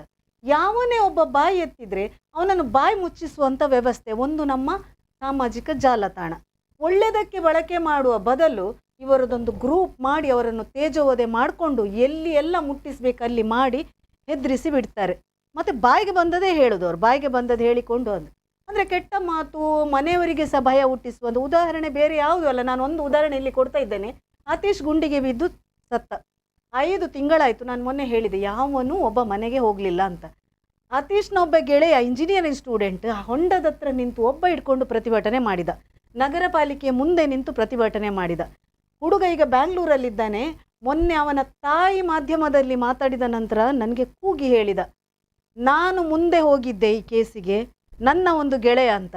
ನನಗೆ ಬಂದ ಅಪವಾದ, ನಾನು ಕಾಂಗ್ರೆಸ್ ಪಕ್ಷಕ್ಕೆ ದುಡಿತಾ ಇದ್ದೇನೆ, ನನಗೆ ಇಷ್ಟು ಹಣ ಕೊಟ್ಟಿದ್ದಾರೆ ಅಂತ. ನನ್ನ ಅಮ್ಮ ಕೂಗಿ ಹೇಳಿದರೆ ಇದು ಅಪವಾದ ಬೇಕಿತ್ತ ಅಂತ. ನಮ್ಮನ್ನು, ಮಕ್ಕಳನ್ನು, ವಿದ್ಯಾರ್ಥಿಗಳನ್ನು, ಯಾರಾದರೂ ಒಳ್ಳೆ ಕೆಲಸ ಮಾಡೋರನ್ನು ಹತ್ತಿಕ್ಕುವ ಕೆಲಸ ಮಾಡೋದು. ನನಗೂ ಸಹ ಪೇಪರಲ್ಲಿ ಹಾಕ್ತೇನೆ ಅಂತ ಒಂದು ಪೇಪರ್ನ ಅವರು ಸ್ಟೋರಿ ಮಾಡಿ ಕಳಿಸಿದರು. ಬಾಕಿಯವರಾದರೆ ಹೆದರಿ ಕೂತ್ಕೊಳ್ತಾರೆ. ಇಲ್ಲ, ನನಗೆ ಯಾರಿದನ್ನು ಮಾಡಿಸ್ತಾ ಇದ್ದಾರೆ, ಯಾರಿದ್ರಿಂದ ಷಡ್ಯಂತ್ರ ಮಾಡ್ತೇವೆ, ನಾಟಕ ಮಾಡ್ತೇವೆ, ಎಲ್ಲ ನನಗೆ ಗೊತ್ತು. ಮುಂದೆ ಬಂದು ಮಾಡಬೇಕು, ನೀವು ಮುಂದೆ ಬಂದು ಯಾರಿಗೂ ಮುಂದೆ ಬಂದು ಮಾಡಬೇಕು. ನಾನು ಆ ಪತ್ರಿಕೆಯನ್ನು ಹತ್ರ ನಿನಗೆ ಏನು ಪೇಪರ್ ಸೇಲ್ ಆಗ್ತುಂಟು ಮಾಡು ಅಂತ ಹೇಳಿದೆ. ಅದರಲ್ಲಿ ನಾನು ಹೇಳಿದಲ್ಲ, ದೊಡ್ಡ ಹುದ್ದೆಯಲ್ಲಿ ಹರಿರಾಮ್ ಶಂಕರ್ನವರು ಪ್ರತಿಯೊಂದಕ್ಕೂ ನಮಗೆ ಬೆಂಬಲ ಮಾಡುವವರು ಒಳ್ಳೆ ಕೆಲಸ ಮಾಡುವಾಗ. ಆದರೆ ಇವನು ಪತ್ರಿಕೆಯಲ್ಲಿ ಹಾಕಲಿಲ್ಲ. ಯಾಕೆಂದರೆ ನಾವು ಅದಕ್ಕೆ ಹೆದರು ಅವ್ರ ಹತ್ರ ಹಾಕಬೇಕು. ಇದೇ ರಾಜಕಾರಣಿಗಳದ್ದು ನಾನು ಹಾಕಿದಾಗ ನಾನು ಬೆಳ್ತಂಗಡಿಯ ಶಾಸಕನಿಗೆ ನೇರ ಹೇಳಿದೆ, ನಿಮ್ದು ಹೀಗೆ ಹಾಕುವಾಗ, ಅಕ್ಕ ನಾವು ಸದನದಲ್ಲಿ ಚರ್ಚೆ ಮಾಡ್ತೇವೆ, ಯಾವನೋ ಒಬ್ಬ ಲೋಕಲ್ ಪೇಪರ್ನವನನ್ನು ಹಾಗೂ ನೀವು ಸದನದಲ್ಲಿ ಚರ್ಚೆ ಮಾಡೋದು. ಇಲ್ಲಿ ಎಲ್ಲ MLAಗಳು ಅವ್ರಿಗೆ ಮಾತಾಡ್ಲಿಕ್ಕೆ ರೆಡಿ ಇಲ್ಲ. ನಮ್ಮ ಲೂಪ್ ಹೋಲ್ಸ್ ಇದ್ರೆ, ನಮಗೆ ಭಯ ಇದ್ರೆ ಅಲ್ಲ ಇಂಥದ್ದೆಲ್ಲ ಹುಟ್ಟುದು. ಮಾಧ್ಯಮ ಸಹ ಒಳ್ಳೇದು ಇರಬೇಕು. ಕೆಲವು ಮಾಧ್ಯಮಗಳಿಗೆ ನಾವು ಚರ್ಚೆ ಮಾಡಲಿಕ್ಕೆ ಹೋಗುವಾಗ ಬೇಸರ ಆಗ್ತದೆ. ಎಲ್ಲವನ್ನ ಹೇಳುದು ಒಳ್ಳೆ ಮಾಧ್ಯಮ ಉಂಟು, ಅವರ ಬಗ್ಗೆ ನೀವು ಮಾತಾಡಬಾರ್ದು, ಅವರು ನಮ್ಗೆ ಅಡ್ವರ್ಟೈಸ್ಮೆಂಟ್ ಕೊಡ್ತಾರೆ. ನೀವು ಅಡ್ವರ್ಟೈಸ್ಮೆಂಟ್ ಕಂಪನಿ ಮಾಡ್ಕೊಳ್ಳಿ ಅಲ್ಲ ನೀವು ಮಾಧ್ಯಮದವರು. ಇಲ್ಲಿ ಬೇಕಾ ಮುಕ್ತವಾಗಿ ನಾವು ಮಾತಾಡೋದು. ನಾವು ಕೇಸ್ ಬಿದ್ದರೆ ನಮ್ಮ ಮೇಲೆ ಕೇಸ್ ಹಾಕುದು. ನಿಮ್ಗೆ ಯಾಕೆ ಭಯ? ನೀವು ಅವ್ರದ್ದೊಂದು ಸೆಂಟರ್ ಮಾಡಿ, ನಾವು KMC ಅವರದ, AJ ಅವರದ ಎಲ್ಲ ಒಂದು ಅಡ್ವರ್ಟೈಸ್ಮೆಂಟ್ ಗ್ರೂಪ್ ಮಾಡಿಕೊಂಡು ನೀವು ಆ ಪ್ರೊಫೆಷನಿಗಳಿರಿ. ವೃತ್ತಿ ಧರ್ಮ ಯಾಕೆ ಮರಿತೀರಿ? ಇದು ನಾನು ಹೇಳುವಾಗ ಎಲ್ಲ ಹೇಳುವ ಅನುಭವದಲ್ಲಿ ನಾನು ಹೇಳೋದು, ಬೇಸರದಲ್ಲಿ ಹೇಳೋದು. ಎಲ್ಲ ರಾಜಕಾರಣಿಗಳು ಒಳ್ಳೆದಿದ್ದಾರೆ. ಈಗಿನ ರಾಜಕಾರಣಿಗಳನ್ನು ಹೇಳುವಾಗ ನನಗೆ ಭಾರಿ ಬೇಸರ ಆಗ್ತಾ ಉಂಟು. ಪ್ರತಿಯೊಂದಕ್ಕೆ ಇಂಟರ್ಫಿಯರ್ ಆಗ್ತಾರೆ. ಡಿಪಾರ್ಟ್ಮೆಂಟಲ್ಲಿ ಏನು ಮಾಡೋದಿದ್ರೆ, ಒಂದು ಘಟನೆ ಆ ಸಲ ನಡೆಯಿತು ಕೋವಿಡ್ ಸಂದರ್ಭದಲ್ಲಿ, ಒಂದು ಮಹಿಳೆಯನ್ನು ಸಾರಿ ಕೇಳಿಸುವಂತ ಪರಿಸ್ಥಿತಿಗೆ ಬಂದಿತ್ತು ನಮ್ಮ ಡಿಪಾರ್ಟ್ಮೆಂಟಲ್ಲಿ. ಇದು ನಮ್ಮ ರಾಜಕಾರಣ. Okay, right. ಕೊನೆಯದಾಗಿ ವಕೀಲರು ಏನು ಹೇಳ್ತಾರೆ? ಈ 2 ಘಟನೆ ಜೊತೆಗೆ ಸಮಾಜ ಅನ್ನುವಂಥದ್ದು ಸರಿಯಾಗಬೇಕನ್ನುವಂಥ ಮಾತನ್ನು ಆಗದಿಂದ ಹೇಳ್ತಾ ಇದ್ದೀರಾ. ಸೊ ಪೋಷಕರ ಜವಾಬ್ದಾರಿ ಇದೆ, ಸರ್ಕಾರದ ಜವಾಬ್ದಾರಿ ಇದೆ. ಒಂದು ಮನೆಯಲ್ಲಿ ಮಕ್ಕಳನ್ನು ಪೋಷಕರು ಯಾವ ರೀತಿಯಲ್ಲಿ ಬೆಳೆಸಬೇಕನ್ನುವಂಥ ಜವಾಬ್ದಾರಿ, ಕರ್ತವ್ಯ ಅವರಲ್ಲಿ ಇರಬೇಕು. ಸರ್ಕಾರಕ್ಕೂ ಕೂಡ ತನ್ನ ಮನೆ ಅನ್ನುವಂಥದ್ದು ತಲೆಯಲ್ಲಿ ಇರಬೇಕನ್ನು ಕೊನೆಯದಾಗಿ ಕಾರ್ಯಕ್ರಮದಲ್ಲಿ ಏನು ಹೇಳ್ತೀವಿ? ನೋಡಿ, there is something called authority with response. ನನ್ನ ಹತ್ರ ಅಧಿಕಾರ ಇದ್ದರೆ ಅದ್ರ ಜೊತೆ ಜವಾಬ್ದಾರಿಸಬೇಕು. ನನ್ನ ಹತ್ರ ಜವಾಬ್ದಾರಿ ಕೊಟ್ಟು ಅಧಿಕಾರ ಕೊಡದಿದ್ದಾಗ ಅದು ಕಷ್ಟನೇ. ಈಗ ಕೆಲವೊಂದು ಸಂದರ್ಭ ಹೇಗೆ ಬರ್ತದೆ ಸಮಾಜಕ್ಕೆ ಅಂತ ಹೇಳಿದರೆ, ನೋಡಿ, ದುಷ್ಟರು ಜಾಸ್ತಿ ಆದಾಗ ದೇವತೆಗಳಿಗೆ ತೊಂದರೆ ಆಗಿದೆ. ಸೊ ಇದು ಕಂಟ್ರೋಲ್ ಮಾಡಬೇಕಾದದ್ದು ಯಾರು? ಈ ಸಮಾಜವನ್ನು ನಾನು ಪ್ರತಿನಿಧಿ ಅಂತ ಹೇಳ್ತೇನೆ. ಆಗ ನನ್ನ ಜವಾಬ್ದಾರಿ ಜನರನ್ನು ಕಾನ್ಫಿಡೆನ್ಸಿಗೆ ತಕ್ಕೊಂಡು ಜನರನ್ನು ಸರಿಯಾಗಿ ದಾರಿಯಲ್ಲಿ ತೋರಿಸುವಂಥದ್ದು. ನನ್ನ ಪ್ರಯಾರಿಟೀಸ್ ಏನು? ಪೊಲಿಟಿಷಿಯನ್ ಮತ್ತು ಸ್ಟೇಟ್ಸ್ಮೆನ್ ವ್ಯತ್ಯಾಸ ಇದೆ. ಸ್ಟೇಟ್ಸ್ಮೆನ್ನು ನಿಮ್ಮ ಭವಿಷ್ಯದ ಬಗ್ಗೆ ಚಿಂತನೆ ಮಾಡ್ತಾನೆ. ಪೊಲಿಟಿಷಿಯನ್ ಅವನು ಮತ್ತು ಅವನ ಹೆಂಡತಿ ಮಕ್ಕಳ ಭವಿಷ್ಯ ಮಾತ್ರ ಚಿಂತನೆ ಮಾಡೋರು. ಈಗ ನಾವೇ ಇನ್ನು ಆತ್ಮವಲೋಕನೆ ಮಾಡ್ಕೋಬೇಕು. ನಮ್ಮಲ್ಲಿ ಎಷ್ಟು ಜನ ನಮ್ಮ ಭವಿಷ್ಯದ ಬಗ್ಗೆ ಚಿಂತನೆ ಮಾಡ್ತಾರೆ, ಅವರ ಹೆಂಡತಿ ಮಕ್ಕಳ ಭವಿಷ್ಯದ ಬಗ್ಗೆ ಮಾತ್ರ ಚಿಂತನೆ ಮಾಡ್ತಾ ಇದ್ದಾರೆ ಅಂತೆ. ಅದೇ ರೀತಿ ಅಧಿಕಾರಿಗಳು ಕೂಡ ಇವತ್ತು ಯಾರೇ ಬ್ಯೂರೋಕ್ರಾಟ್ಸ್ ಇರಲಿ, ಅವರು ಬಂದಂಥ ಅವರ ಡ್ಯೂಟೀಸನ್ನು ಫಸ್ಟ್ ನೆನಪಿಸ್ಕೊಳ್ಬೇಕು. ಹಾಗೆ ಜಡ್ಜಸ್ ಆಗಲಿ, ವಕೀಲರಾಗಲಿ, ಡಾಕ್ಟರ್ಸ್ ಆಗಲಿ, ಲಾಯರ್ಸ್ ಆಗಲಿ, including ordinary man on the street, ಅವರವರ ಜವಾಬ್ದಾರಿಯನ್ನು ಡಿಸ್ಚಾರ್ಜ್ ಮಾಡಿದರೆ everything will fall into place. Okay, right. So ಚರ್ಚೆ ಆಯಿತು. 3 ಜನ ಅತಿಥಿಗಳು ಬಂದು ಈ ಜವಾಬ್ದಾರಿ ಯಾರಲ್ಲಿ ಇರ್ತದೆ, ಜೊತೆಗೆ ಈ ಸಮಸ್ಯೆಗಳಿಗೆ ಕಾರಣ ಏನಾಗಿರ್ತದೆ, ಜೊತೆಗೆ ನಮ್ಮಲ್ಲಿ ನಾವು ಏನು ಆತ್ಮಾವಲೋಕನ ಮಾಡಿಕೊಳ್ಬೇಕಾಗಿದೆ ಎಲ್ಲವನ್ನು ಕೂಡ ತಿಳಿಸ್ಕೊಟ್ಟಿದ್ದಾರೆ. ಜೊತೆಗೆ ಇದು ಎಲ್ಲರ ಕರ್ತವ್ಯವೂ ಹೌದು, ಜವಾಬ್ದಾರಿಯೂ ಹೌದು.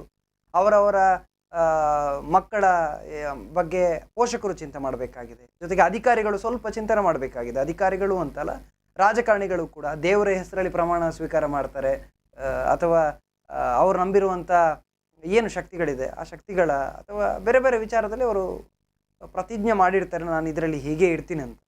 ಅವರೇ ಆತ್ಮಾವಲೋಕನ ಮಾಡಿಕೊಡ್ಬೇಕು ನಾವು ಎಷ್ಟಿದ್ದೀವಿ ಅಂತ. ಅವರು ನಂಬುವ ದೈವ ದೇವರುಗಳಿರ್ಬೋದು, ಅವರು ನಂಬುವ ಭಗವಂತ ಇರ್ಬೋದು, ಎಷ್ಟು ನೇರವಾಗಿ ಇದ್ದಾರೆ, ಧರ್ಮದಲ್ಲಿ ಇದ್ದಾರೆ ಅಂತ. ಧರ್ಮಗುರುಗಳಾದವರು ಧರ್ಮವನ್ನೇ ಬೋಧಿಸಬೇಕು ಹೊರತು ಧರ್ಮದ ಒಳಗೆ ರಾಜಕೀಯವನ್ನು ತರಬಾರ್ದು. ಎಲ್ಲವೂ ಕೂಡ ಇವತ್ತಿನ ಚರ್ಚೆಯಲ್ಲಿ ಬಂದಿದೆ. 3 ಜನ ಅತಿಥಿಗಳಿಗೂ ಕೂಡ ಒಂದೇ ಮಾತಿನಲ್ಲಿ ನಾನು ಧನ್ಯವಾದಗಳನ್ನು ತಿಳಿಸ್ತಾ ಇದ್ದೆ ಕಾರ್ಯಕ್ರಮಕ್ಕೆ ಬಂದಿರೋದಕ್ಕೆ.